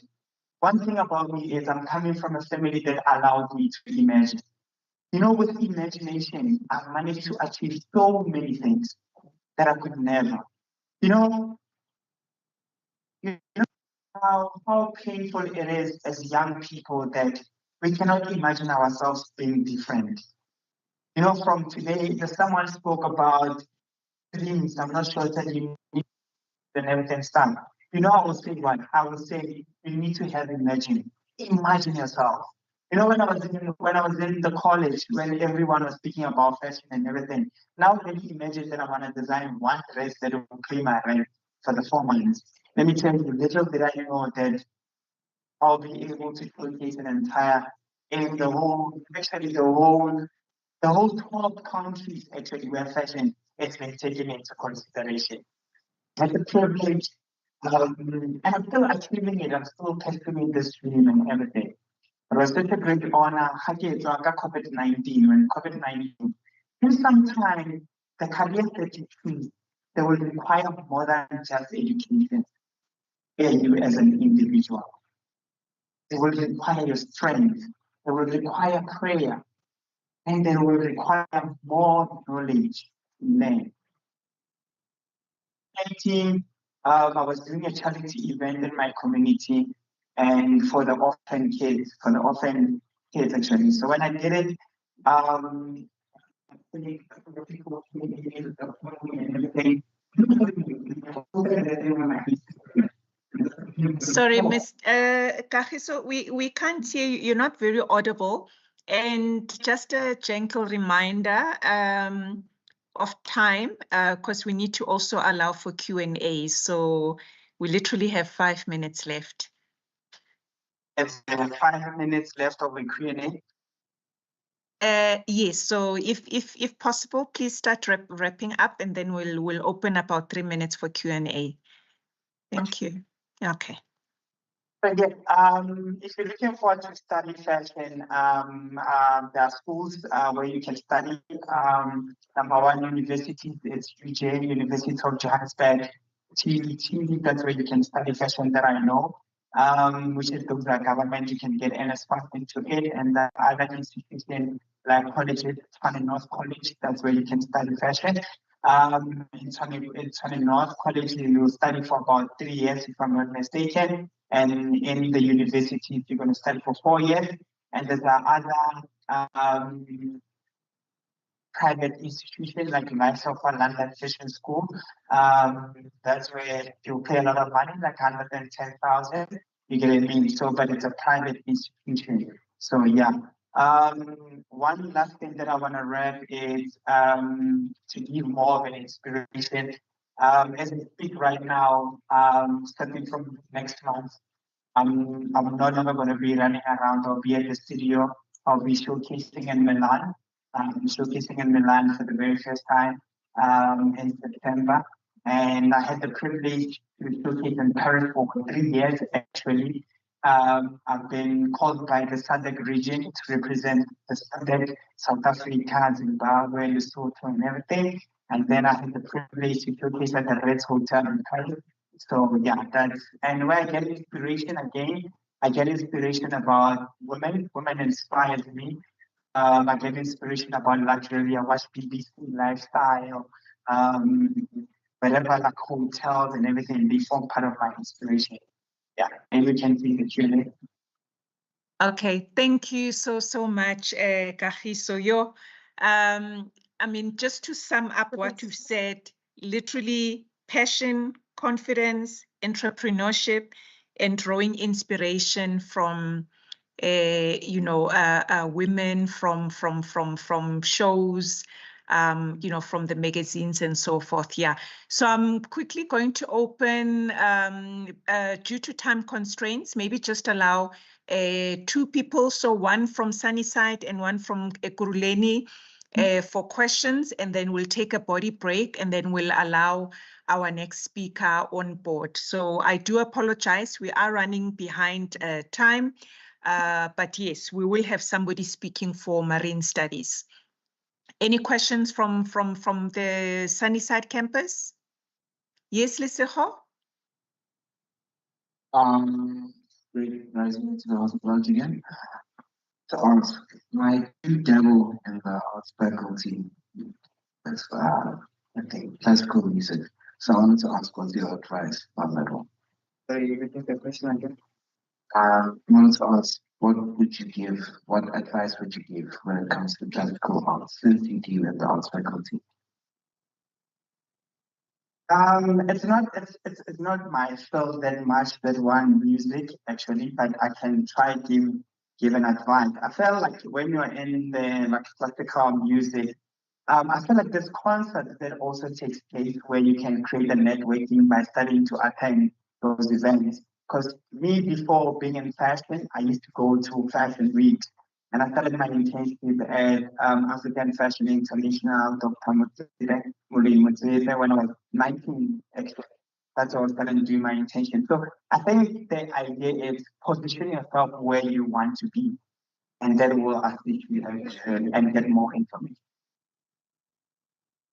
Any question again? Okay, thank you. Any questions from Ekurhuleni? Thank you, Kagiso, for your response. Any questions from Ekurhuleni? Or maybe from your side, Lesego? Yes, we do have another question on our side. Okay, thank you. Please continue. Please go ahead. I would like to ask you, what would you say if I was starting a business, and how would I face those challenges in your business? How did you face your challenges in your business? So the question is how to study, how to start up a business and any challenges. So this is just for our other online audience, as the speaker was not clear. Please continue, Kagiso. Challenges that I came across with when I started Medellin Rose as a luxury women's wear brand. Challenges was finance. Finance has been an issue. And I think with the finance, I've managed to work actually. Like, I would advise if you're working for, like, if you want to like struggling with the finance, is work before actually and reinvest that money into that company. You get what I mean? So I worked someone, and again, the other struggles would be like, go and work for someone. Don't ever feel like I don't want to work for someone, because you starting your own business, you need to learn from other people's mistakes. And the only way to learn from people's mistakes is to work for someone. All of the internships that I done, it was TN Collective, it was a luxury brand as well. So meaning when I was in school studying fashion, after school, I was coming here and studying at his company. So I was working double, studying my fashion and working for someone. So when I was done with my education, I got a lot of information from the fashion. Then that's where I started my fashion company. We started going internship again for about 2 years or something. So I did double. So work for someone, that will be my advice, and then work and then accumulate your money and reinvest. Thank you, Kagiso. I see here there's a hand raised from our Ekurhuleni. So in the interest of time, I'll allow just this one, and then we'll take a body break. Over to you, Leboga. Hi, I would like to ask if this field, does it have any specific requirements or subjects that you need to take in high school? Lovely question. Kagiso? Yes, I think it does. This is not that hectic actually. So you need to like get maths by level 4, you get what I mean, and maths literacy by 5 actually, straight maths by 4. And I think it's at the university side, and then the college side could be maths by level 3, you get what I mean, but language also has to be good in language, you get what I mean? And yeah, I think the other one last thing that I would love to advise is, which I've learned now, if you want to take this as a global career, like you want to be like myself and the luxury industry and everything, I would say also add the language. I wish they could have told me. Like, I'm learning how to speak French now, you get what I mean? Because I travel mostly in France, and then I want to open a store in France, and France is dominating in terms of luxury and fashion. And then I would love you to, those are one of the careers that I would say, going to study other languages like China. You know where China is right now. It's the biggest opportunity now if the store is in China. So learn how to speak China, learn how to speak Mandarin actually, and learn how to speak French. or training. That will be also great for your portfolio.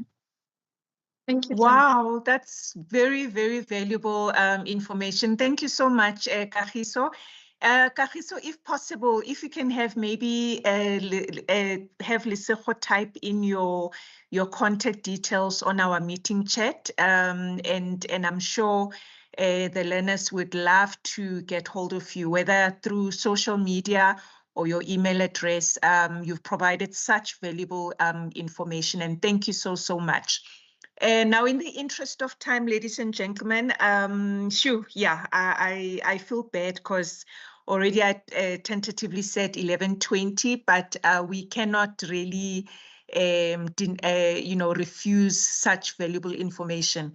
So I'm going to get our next speaker, to start preparing. So we couldn't get hold of Anna for marine studies, but there is Mendi Makanya. So if I can humbly request everybody, please, if we can be back at 11:30, just a quick body break, and then we'll hand over to Mendi Makanya. And then immediately after that, from 10 to, we will have Lerato Mufokeng from Cell C, and then we'll move on with our next program. Thank you so much. See you just now at 11:30. Thank you.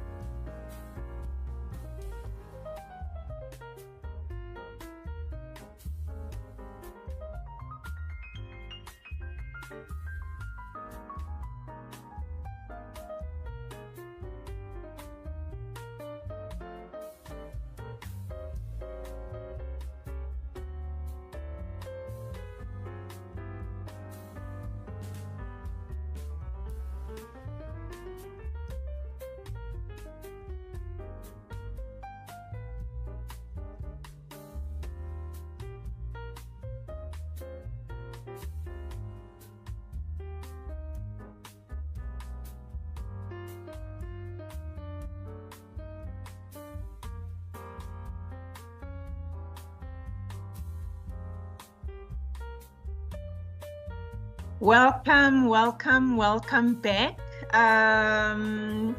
Ladies and gentlemen, our honorable guests from Soul Ridge, Unity High, and any other high schools that are joining us, welcome back from our body break.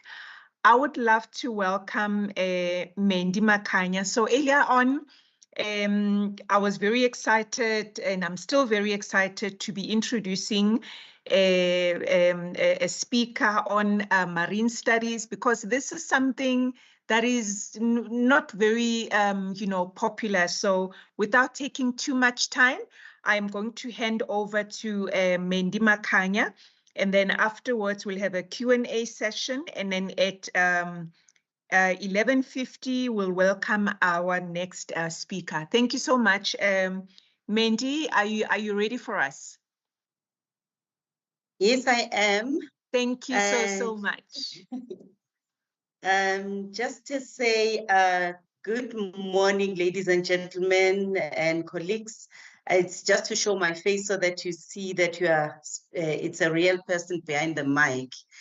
I will be presenting partly on behalf of Anna, who couldn't be able to connect with us due to technical glitches.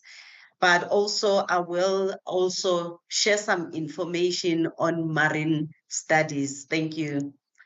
Thank you, Program Director. In presenting for Miss Matlow, Miss Tlow, Anna Tlow, she is, let me just go to her slides. If you can give me slide number 2, Diksha, just to introduce her. And she apologized profusely that we couldn't be able to connect. And she is a South African from Brits, Macau, and she studied marine geology from the University of Stellenbosch. So the work that she does, can I have the next slide, please?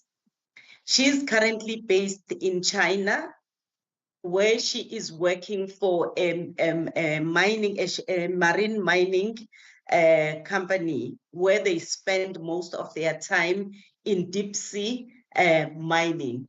So she is actually, she calls herself, the profession that she is in is called a seismic marine geology. What is seismic marine geology?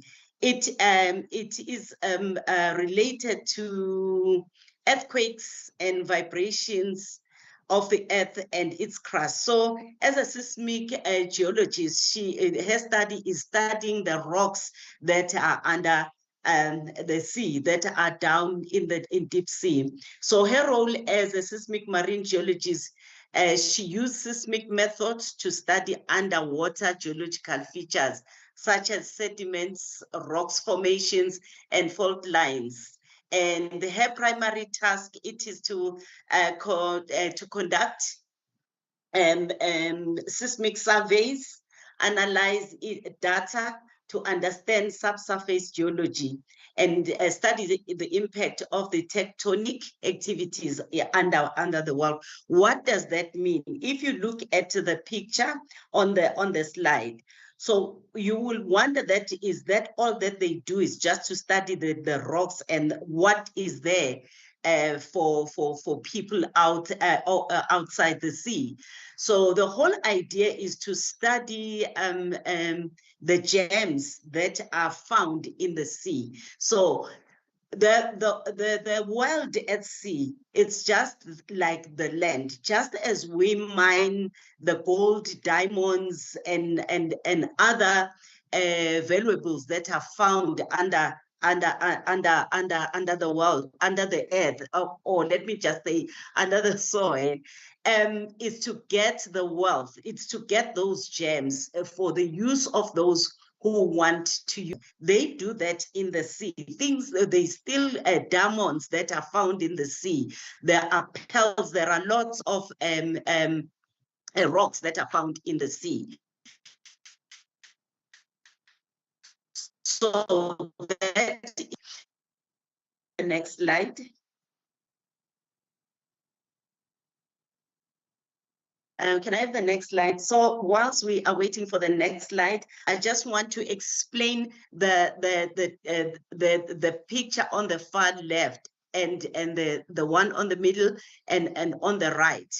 And when we had a discussion with Ms. Close, she said that the first thing that they do as a marine geologist is to send that pin, like the picture on the left-hand side, where they send something like a needle that with a camera that goes to deep sea to study the activities that are going on underneath there. So how do they identify those rocks? They look at the behavior of the animals that are in that space where they are researching for those rocks. So the behavior of those animals gives them an indication where to find what. How does that happen? Just like us as human beings, we need things like iron supplements, and we need iron, we need vitamins to sustain us. So those animals, those creatures underneath, they also need the same, and they find it from these rocks. So when they see a cluster or a whole group of octopus or certain species underneath, they know that there is a certain gem around, because they are grouped in that spot just to get their nutrients from those rocks. So that is why they send that pin with the camera on the left-hand side. And the next step, once they have identified, then they send that machine at the center and on the right-hand side of my screen to go down now and extract those rocks, or they start by taking those species, those animals, and they take them up to the deck, to the ship in their lab, where they analyze them to check if they do have those nutrients in their bodies. If they do, then they have the confidence to know that there are those gems, and then they will send the machine now that will go and extract those rocks to the surface. And once they have those rocks and all those gems, and then security comes and surround the ship and the choppers, that is the helicopters now, to come and collect those, because they need collective security, because those are very valuable items. So can I have the next slide? Okay. So I think this slide speaks to what I have just explained. So in the interest of time, I'm not going to dwell much on this, but I just want to explain. Can you lead me to the next slide, Diksha? What I want to explain is that Ms. Matlo said the information that I must share with the students is that if you want to go into the field of marine geology, you must be very intentional about it. Why be intentional? Because she says that they spend most of their time in deep sea. So it's not like what they do it close to the seashores, but they go to deep sea. So which means that it's kilometers and kilometers far away from the seashore. And how do they go there? They go by choppers or the helicopters there, which is a very expensive exercise. And sometimes they spend more than one day there. You sleep over there. And psychologically, you must be ready. If you want to go into this career, you must be intentional, because it sounds glamorous, but it needs someone who has a very strong grit and very strong psychologically to be able to survive being in deep sea most of all of your time. So she says it is very important to bear in mind if you want to go into this profession, to be very, very strong psychologically, even physically and emotionally, because being at deep sea, there is nothing, you don't see a building, you don't see anything except water, your vessel and your technology, and the chopper that transports you, or other vessels that are passing by, transporting whatever they transport. So that I'm concluding on this one that I was presenting for Ms. Matlo. She promised that she will do a video recording that could be shared for people who want to engage further with this profession.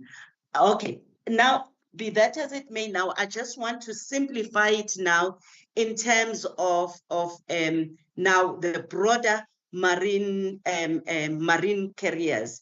So the term marine deals with the world of the ocean.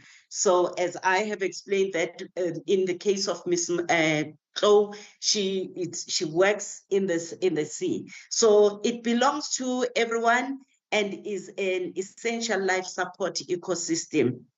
So the marine world, it enables performing more than 90% by volume and 70% by value of the world trade. You will remember, ladies and gentlemen, that most of the transportation of goods from one country to the other, it happens largely by the way of sea and not by flight. And it's very less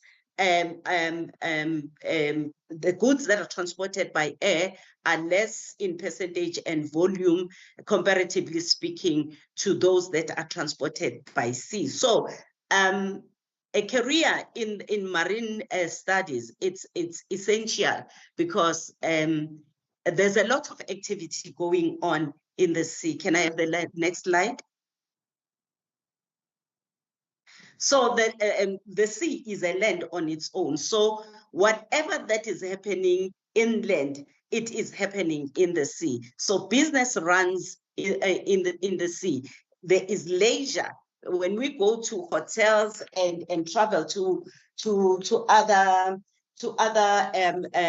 excuse me, travel to other provinces for holidays, we can do that also by sea.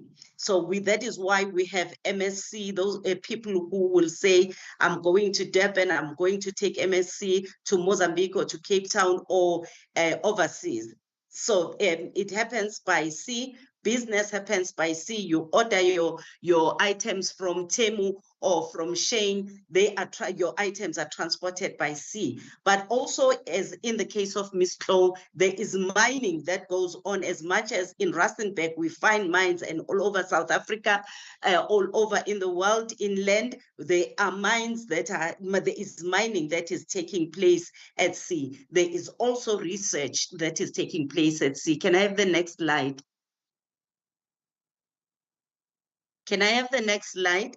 Okay, so now in case of, now you are wondering, how do I get a career in marine career? So you can study a degree or a diploma in maritime studies that can lead to a variety of jobs in shipping and maritime industries, both on land and or at sea. So the roles range from managing ports, shipping, logistics, as I have mentioned, in case of our orders, to simplify it from Shane or from Temu, to working as an engineer, as a deck officer or a naval officer that I'm still going to explain, time allowing us. Can I have the next slide?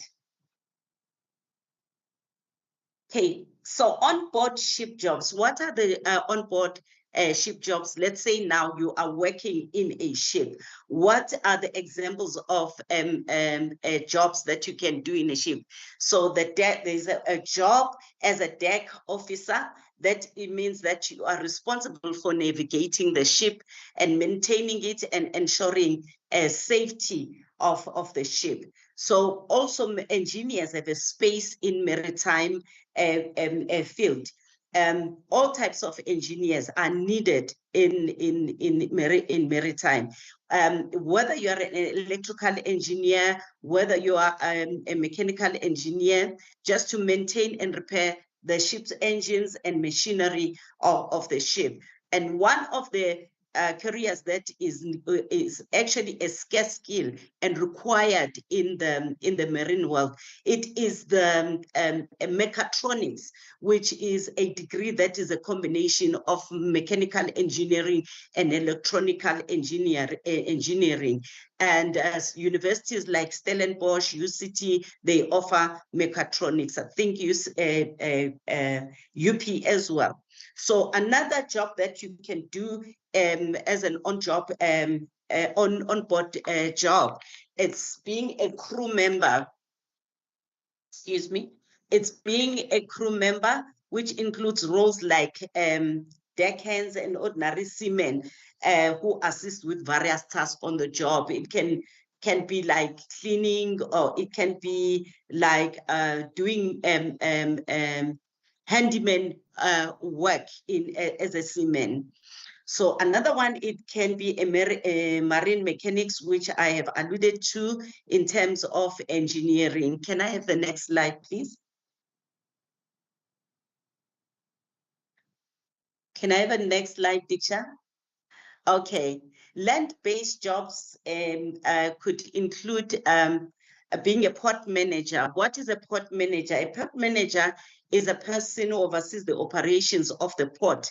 Like if you go to Durban and Cape Town and Richards Bay, especially Durban and Cape Town, those are our largest ports. They are the biggest in the continent. And then Richards Bay is growing and they are enlarging it.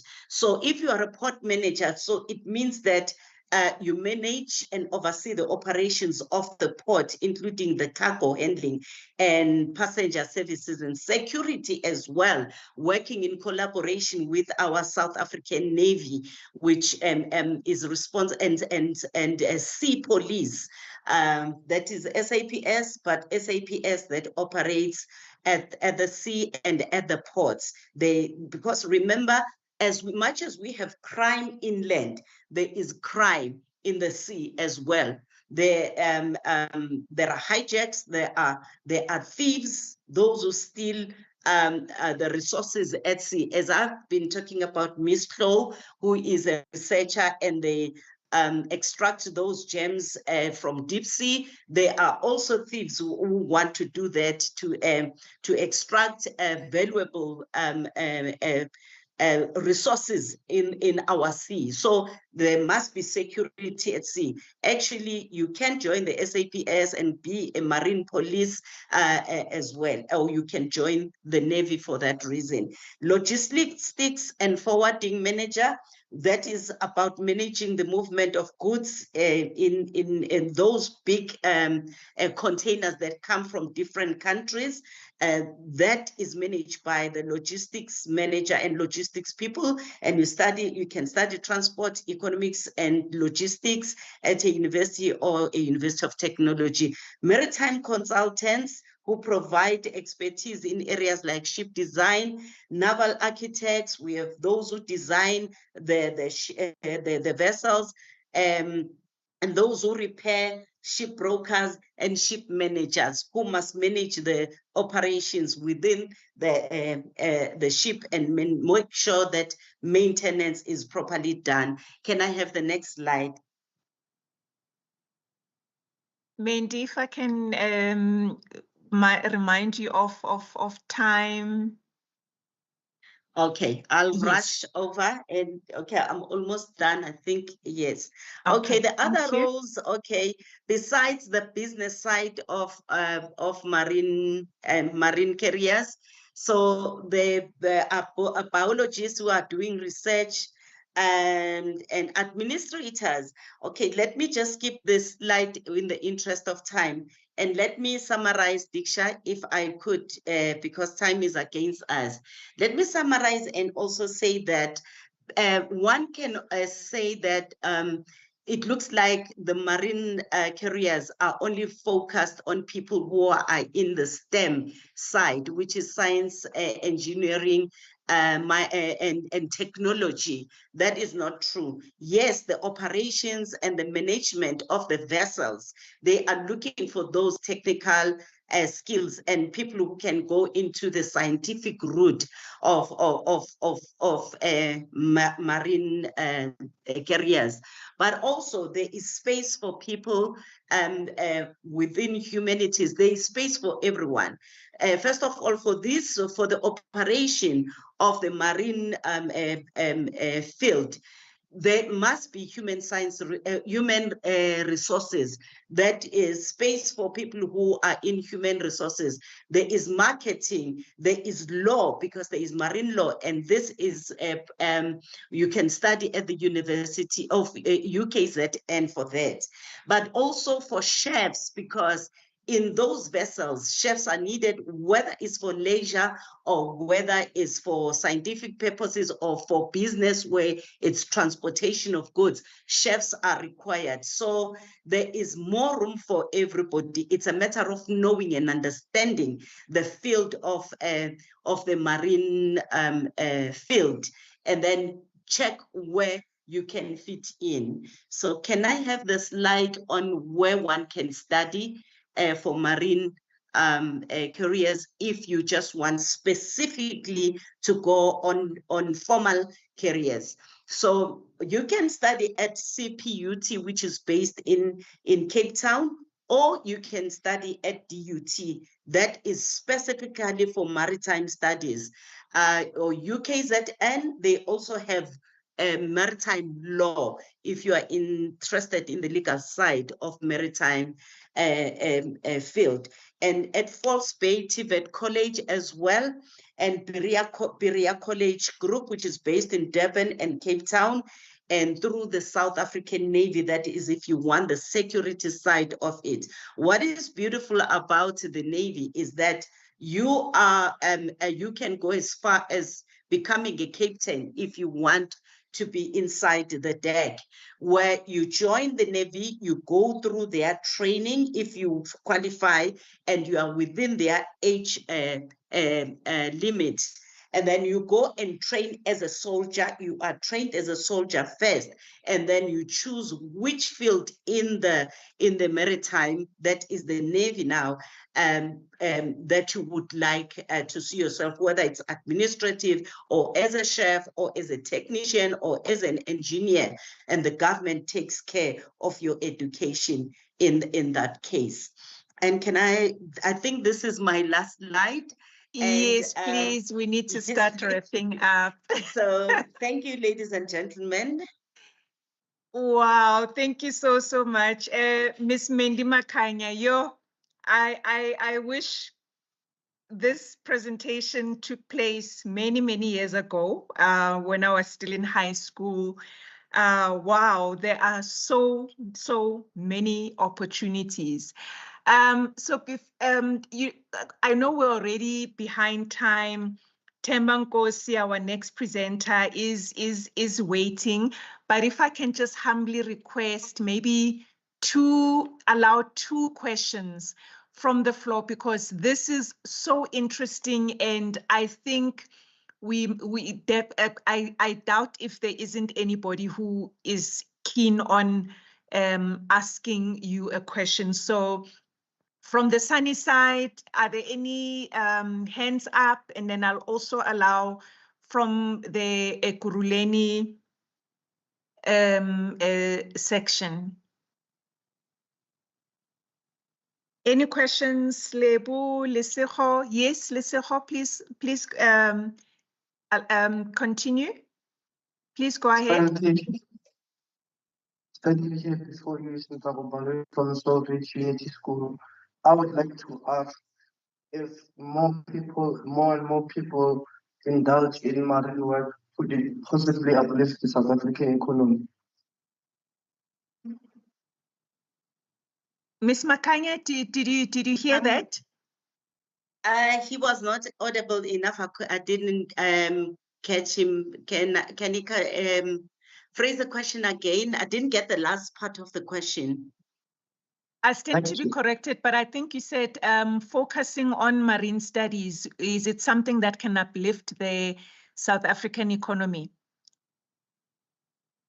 Of course, I think because we, as a country that is at the tip of the continent and looking at our position, we are at the center of two continents, Asia and Americas.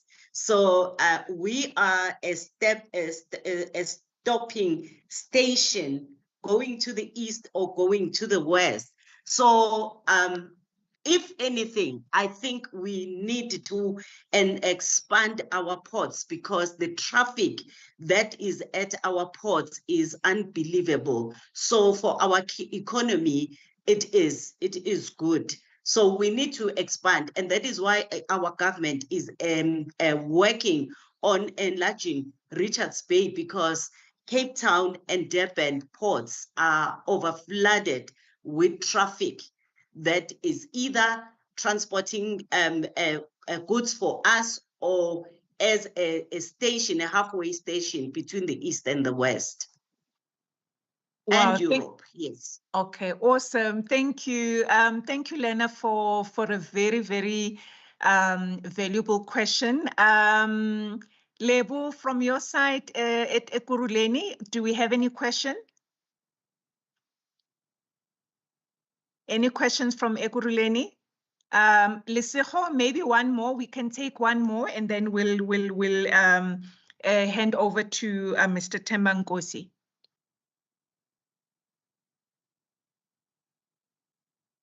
Okay. Oh, yes, please go ahead.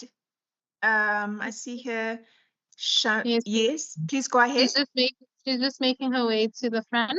Okay. I just want to know the challenges and the obstacles that you may be facing in this career. Sorry, can you repeat again? Challenges and? The challenges and the obstacles. Oh, okay. Challenges and obstacles that one can potentially face in the marine careers. Thank you for that question. Even though I'm not in that space, but I am very, very interested in it by research and just being inquisitive. Yes, the challenges that I can say come with a career. If you are going to work inland, I think the challenges are lesser than working in sea. So in the sea. So if you are not comfortable with being away from home for a long time, that can be a challenge. Whether you are working for a goods vessel company, or you are working for a leisure vessel company, regardless of that, the time that you spend at sea is more than the time that you will spend at home. If you are an engineer, remember that sometimes the emergencies are at deep sea, so you are flown going there, and the damage of a vessel in deep sea can take perhaps a month's work of working at sea. Are you a person who can survive in a quiet aqua environment for a month fixing that vessel? If it's for leisure, are you fine to go to travel with MSc and be in that space and not touching the soil with your feet? Yes, those are the challenges that I can say they go with that. And also with that, anything can happen at sea. There are pirates that might want to tamper with the vessel that you are in. That's a possibility. That's a challenge. But I would like to believe that thinking about the challenges, align them with your personality, because every work, every job has its own challenges. But what counts is that my personality, who am I? And the challenges, can I stand them? If I cannot stand them, it's a no. If I can stand them, then I can take the challenge and make a difference in that career. But that's what I can say.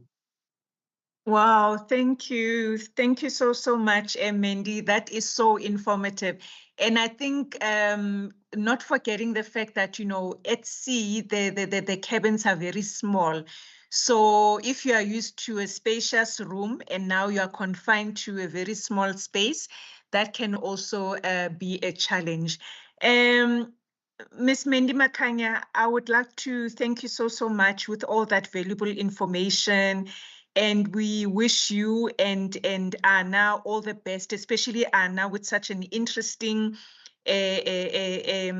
job of being a seismic marine geologist. We thank you so much, and I'm sure the learners have learned so much as me as well. So it's just that you know, making a career change, you know, in middle age, but I've definitely learned a lot. So thank you so much. And My all pleasure. the best. Yes, thank you so much. And then I'm going to call our next speaker, Mr. Themba Nkosi. Mr. Themba Nkosi is a representative from a mobile network company, which I'm sure you all know, Cell C. And yes, Mr. Themba, Mr. Nkosi, are you connected? Good afternoon, everyone.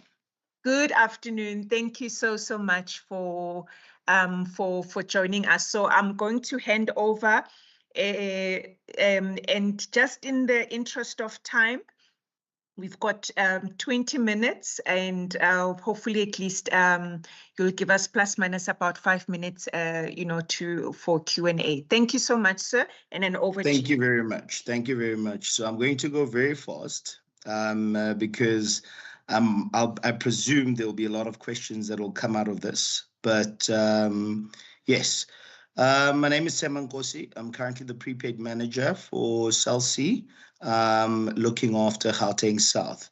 And I really appreciate this opportunity to be called upon to actually speak a bit about what we do as Cell C. Moreover, with this event that you guys are talking about, which is called Take a Child to Work. Sorry.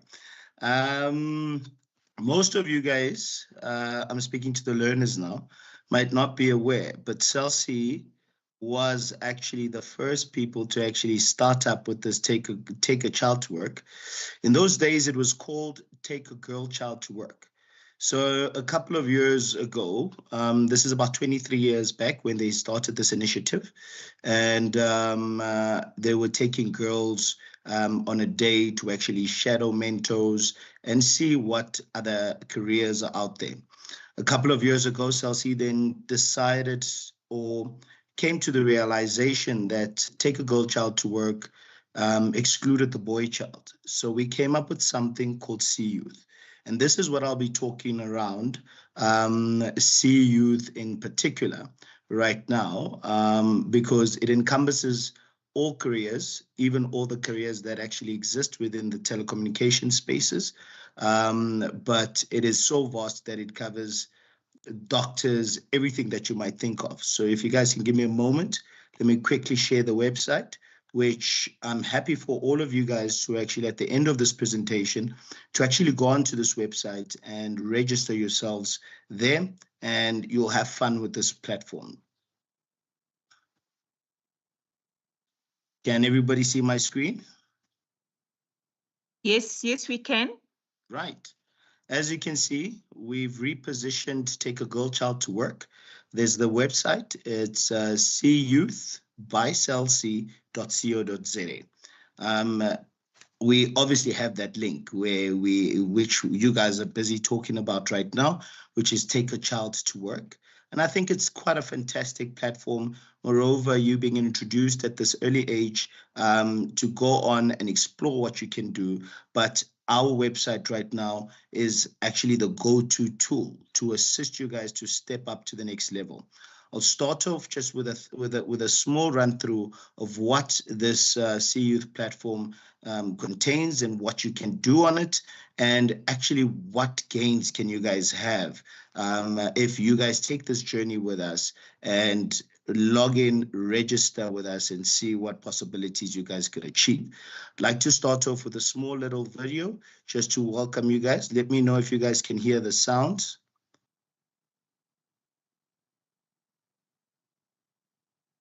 Can you see it? We can see it, but there's no sound. If you can unshare and then click on the sound.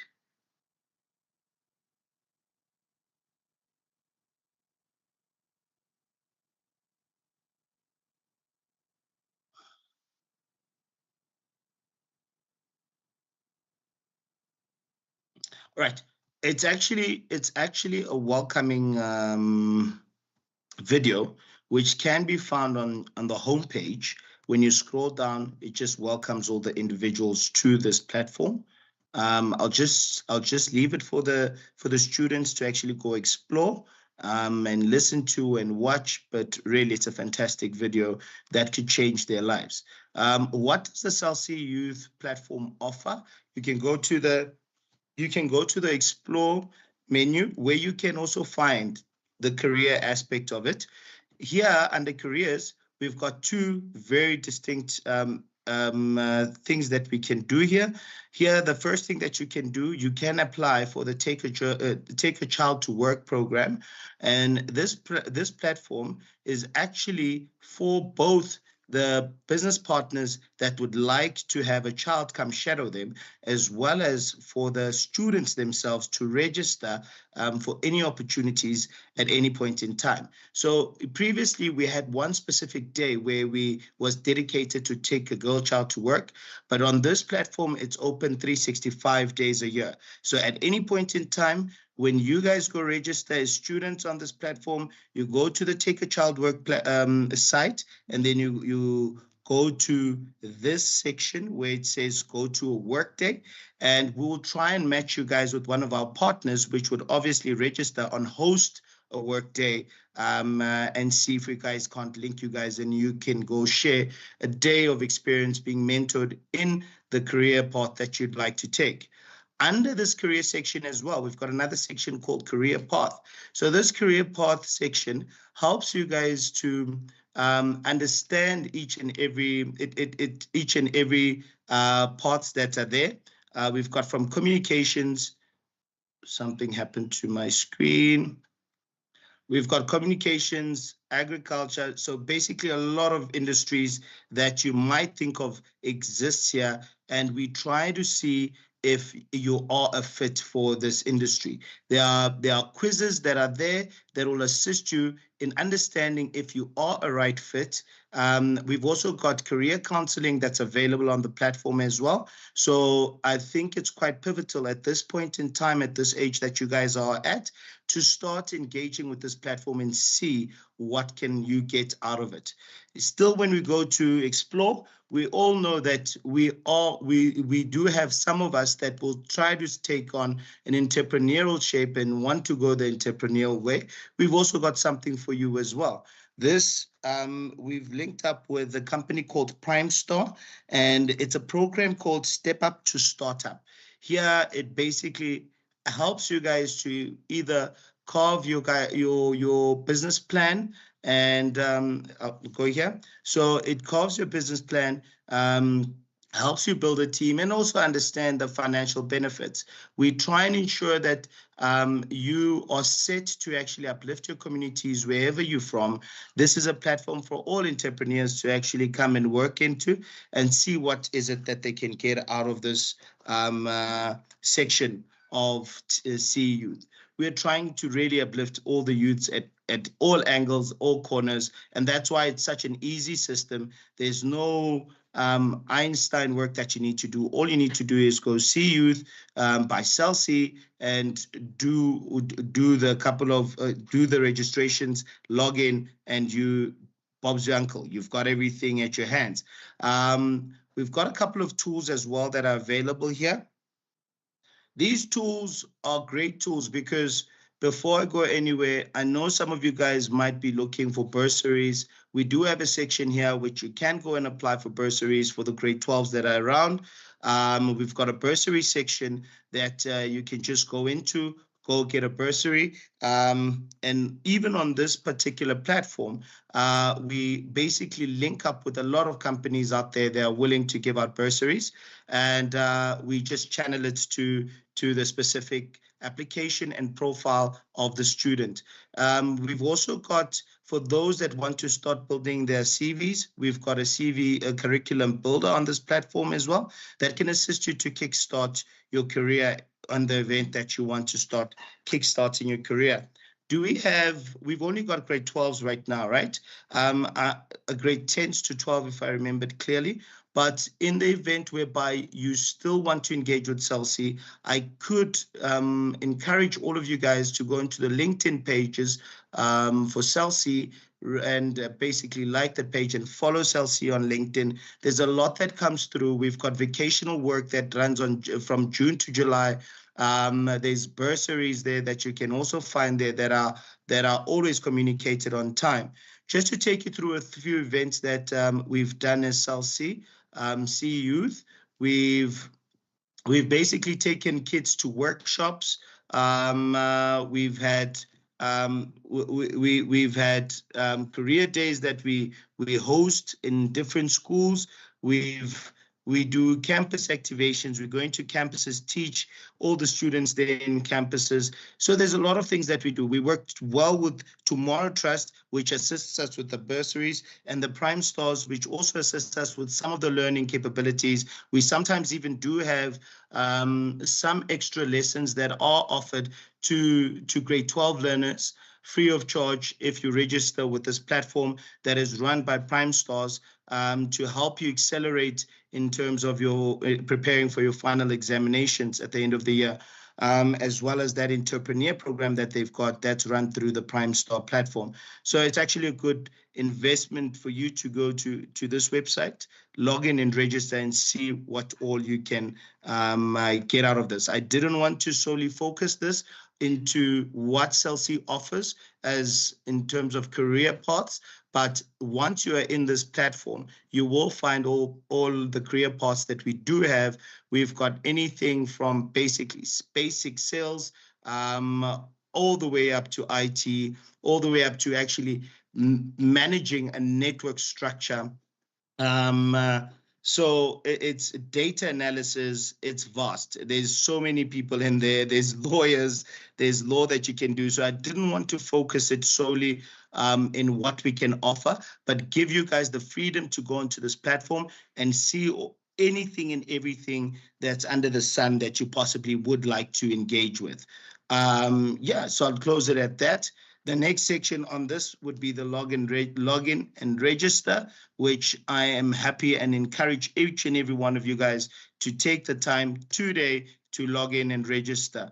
I know I've got my colleagues that are currently at the Sunnyside campus as well as the Davidson campus. I think if you go to them, I'll just quickly pop them a message to assist those that are there in terms of logging in and registering.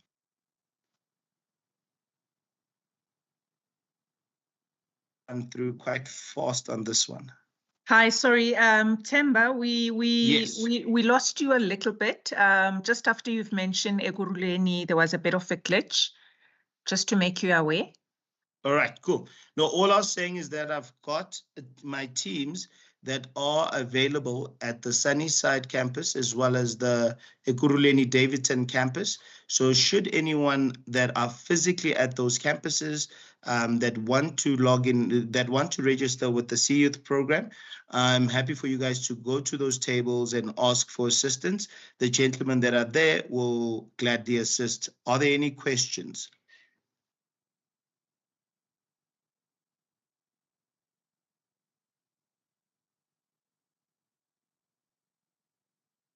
Our honorable guests, ladies and gentlemen, are there any questions? If I may comment, wow, Themba, this is a great initiative by by Cell C, and I think I'm lamenting the same sentiments that I mentioned to Mandy Makanya, that if this was available back then when I was in high school, yeah, I don't know. Anyway, I love the space that I'm in currently, but wow, this is valuable resources, and a big up to Cell C. We see you, we appreciate you. Thank you so much. Thank you very much. Okay. Are there any questions, ladies and gentlemen? Any comments?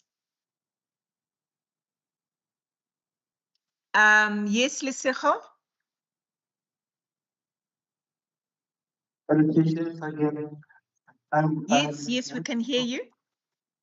I wish to ask, if, from your own perspective, has your campaign brought change positively or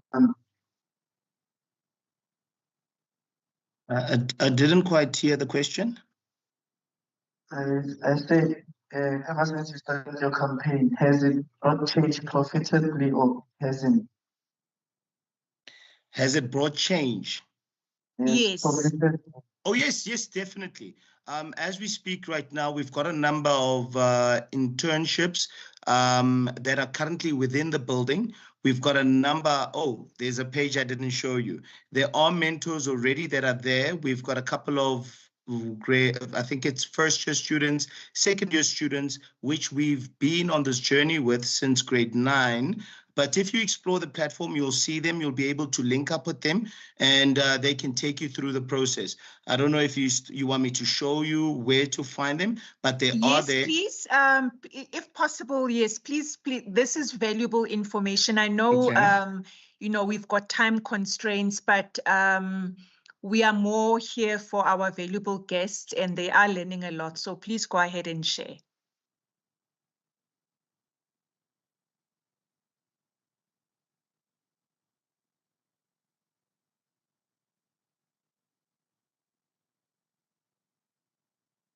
Still looking for... Not a problem. Whilst you're still searching, are there any other comments? Are we good to go, Themba? Or can I maybe perhaps invite another question or comment? Question in the meantime, yes. Okay, thank you. Ladies and gentlemen, Eguruleni, are there any questions? It's a pity I don't have my attendance register. I'll probably, you know, call someone by name. Please, this is an opportunity for you guys to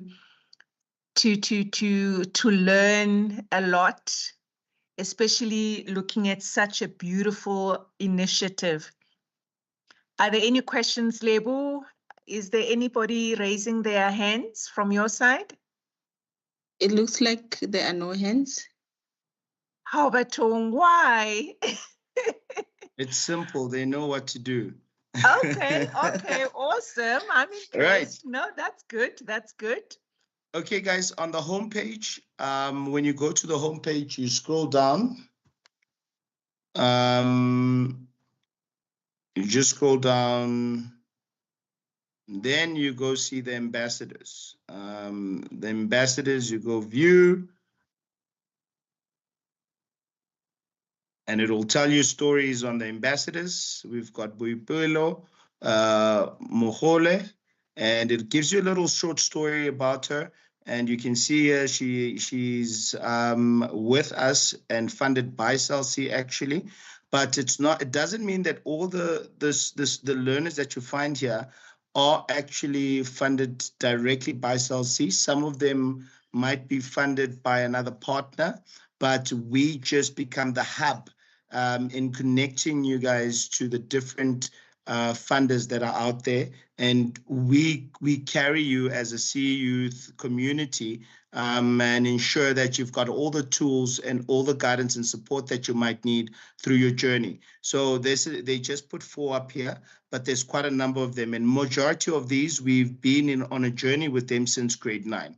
So all of you guys are basically at the correct age. Doesn't matter, be it in grade 9, 10, 11, or 12.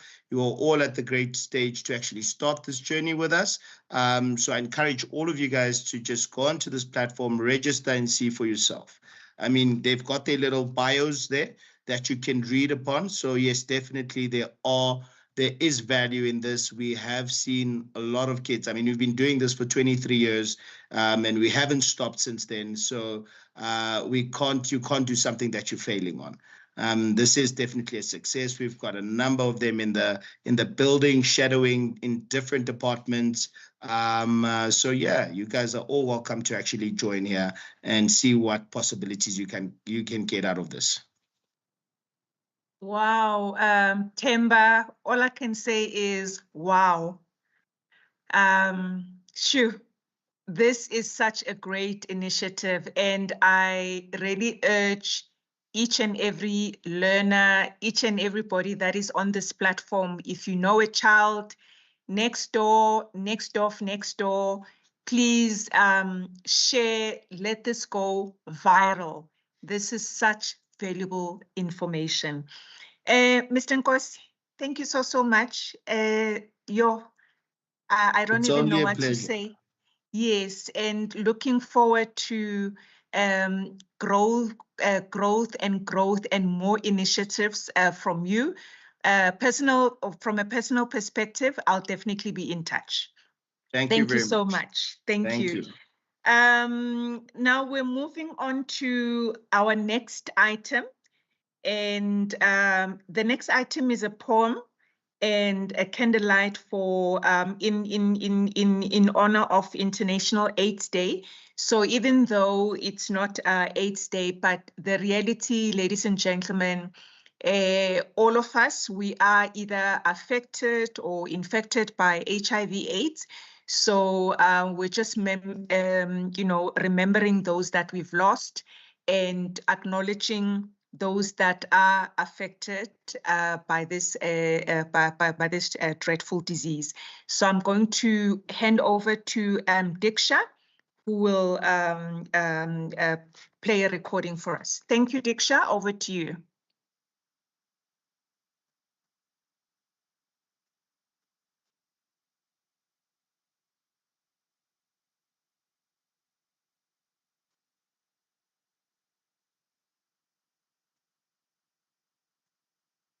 Diksha, the sound, we cannot hear anything. Can you unshare and then activate the sound? HIV and AIDS. Oh, okay, sorry. You have taken our loved ones, leaving us longing for their presence. Yet in our hearts, they remain. Never forgotten, always cherished. Their memories soothe our sorrow, mending the wounds left behind. We stand together, unwavering, beside those who continue to fight. Our hearts burn with resilience and are filled with love. Our feet firmly planted, we are ready. Like soldiers preparing for battle, we wear our solidarity as armor, steadfast and strong. One day at a time, we will conquer. You will never break our spirits. Our hope, and the hope of overcoming, stretches beyond the limits of the universe. And through love and unity, we march forward. An armor of solidarity, remembering lives lost to HIV and AIDS.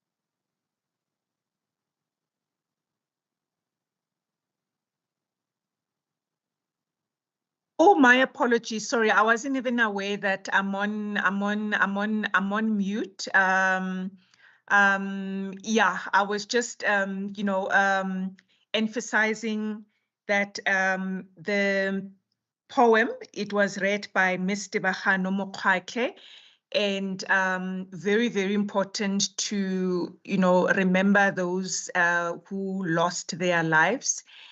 And we truly appreciate the significance. So without taking too much time, I would like us to call Ms. Luhumo Kobe. I do apologize, ladies and gentlemen. I wasn't aware that I am on mute. I do apologize for that, yes. Ms. Luhumo Kobe, I would like us to hand over the mic to you so that you can honor us with a vote of thanks. Thank you so much. Thank you so much, Program Director. I think the moment of silence was meant to be because it was a moment of grieving for the people who survived AIDS and who died of AIDS. So it was needed. It was a moment of silence for them. Thank you so much. Good day, everyone, colleagues, our speakers, our students, and our highlight of the show, our high school learners. My name is Lihumo Mojerekhobe, and I'm a trainee career guidance practitioner in UNISA Vaal Regional Center. UNISA Department of Counseling and Career Development would like to take this opportunity and thank you for taking your time to come and be part of this enriching program.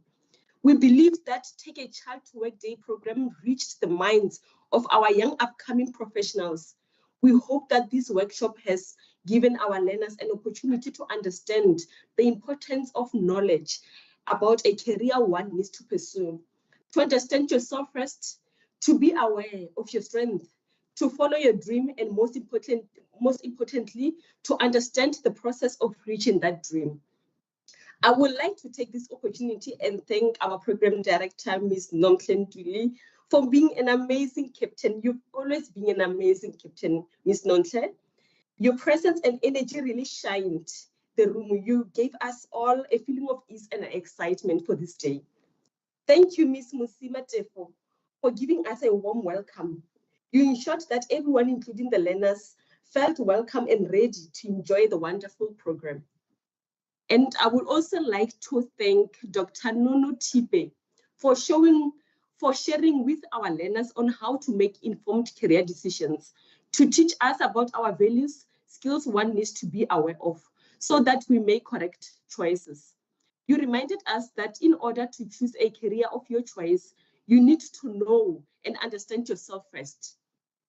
Thank you, Mr. Ivan Matebula, for sharing with us about the career in IT, for taking us through the process of getting into IT, such as bursaries, learnership programs. Thank you for mentioning your partnership with Collective X by explaining the impact it does for digital skills development in South Africa. Thank you, Mr. Kariso Mashilo, for sharing with us about a career in fashion design. You took us through the entrepreneurship side of a career path. You reminded us that talent goes hand in hand with hard work, consistency, passion, and confidence. Most importantly, you must align yourself with your community and encourage community development.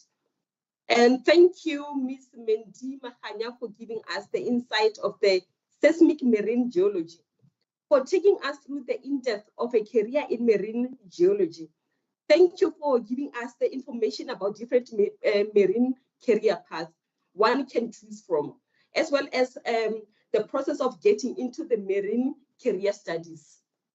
I would also like to thank Mr. Themba Nkosi for sharing with us about SELSI Take a Girl Child to Work program. Also by showing us the practical examples on how to access the website. Today, we are aware that SELSI have many different career options one can search and explore. Thank you for giving the learners an access of a career development such as how to write a CV, bursaries, Take a Girl Child to Work program, as well as knowledge of a career path in SELSI. Thank you, Mr. Bahado Mokhatle, for sharing with us a touching poem about HIV and AIDS. The International AIDS Day provides a platform to educate us about HIV and AIDS, to encourage our efforts to prevent new HIV infection, and ensures access to treatment and care for those living with the virus. This workshop reminded us that in order to know your career path, you need to align your skills, your strength, your passion, and your personality first, so that it's easy for you to be able to identify a career that speaks to your soul. In that way, your career will align with you. With all that being said, thank you, everyone. Please enjoy the rest of the day and enjoy your weekend. Back to you, Program Director. Thank you, Ms. Luhumo Kobe. Ladies and gentlemen, if possible, everybody that is on this platform, can we just see you, a big wave? Can we just wave, to show life, to show that we thoroughly enjoyed? So I'm here, I'm waving. Thank you so much for joining this, platform. I can see you. The Ekuruleni, I can see you very well. Yes, the Sunnyside group, and wishing everybody success. The learners, please spread this, this wildfire. You've learned so much today. Please share that information. There will be a video recording quite soon. So I'm wishing you absolutely nothing but the best, and thanking my superiors who've trusted me with directing this program today. And thank you so much. All the best. Cheers. Bye. Eguruleni, bye. Sunnyside, bye everybody. You keep well. Have a lovely day. Thank you.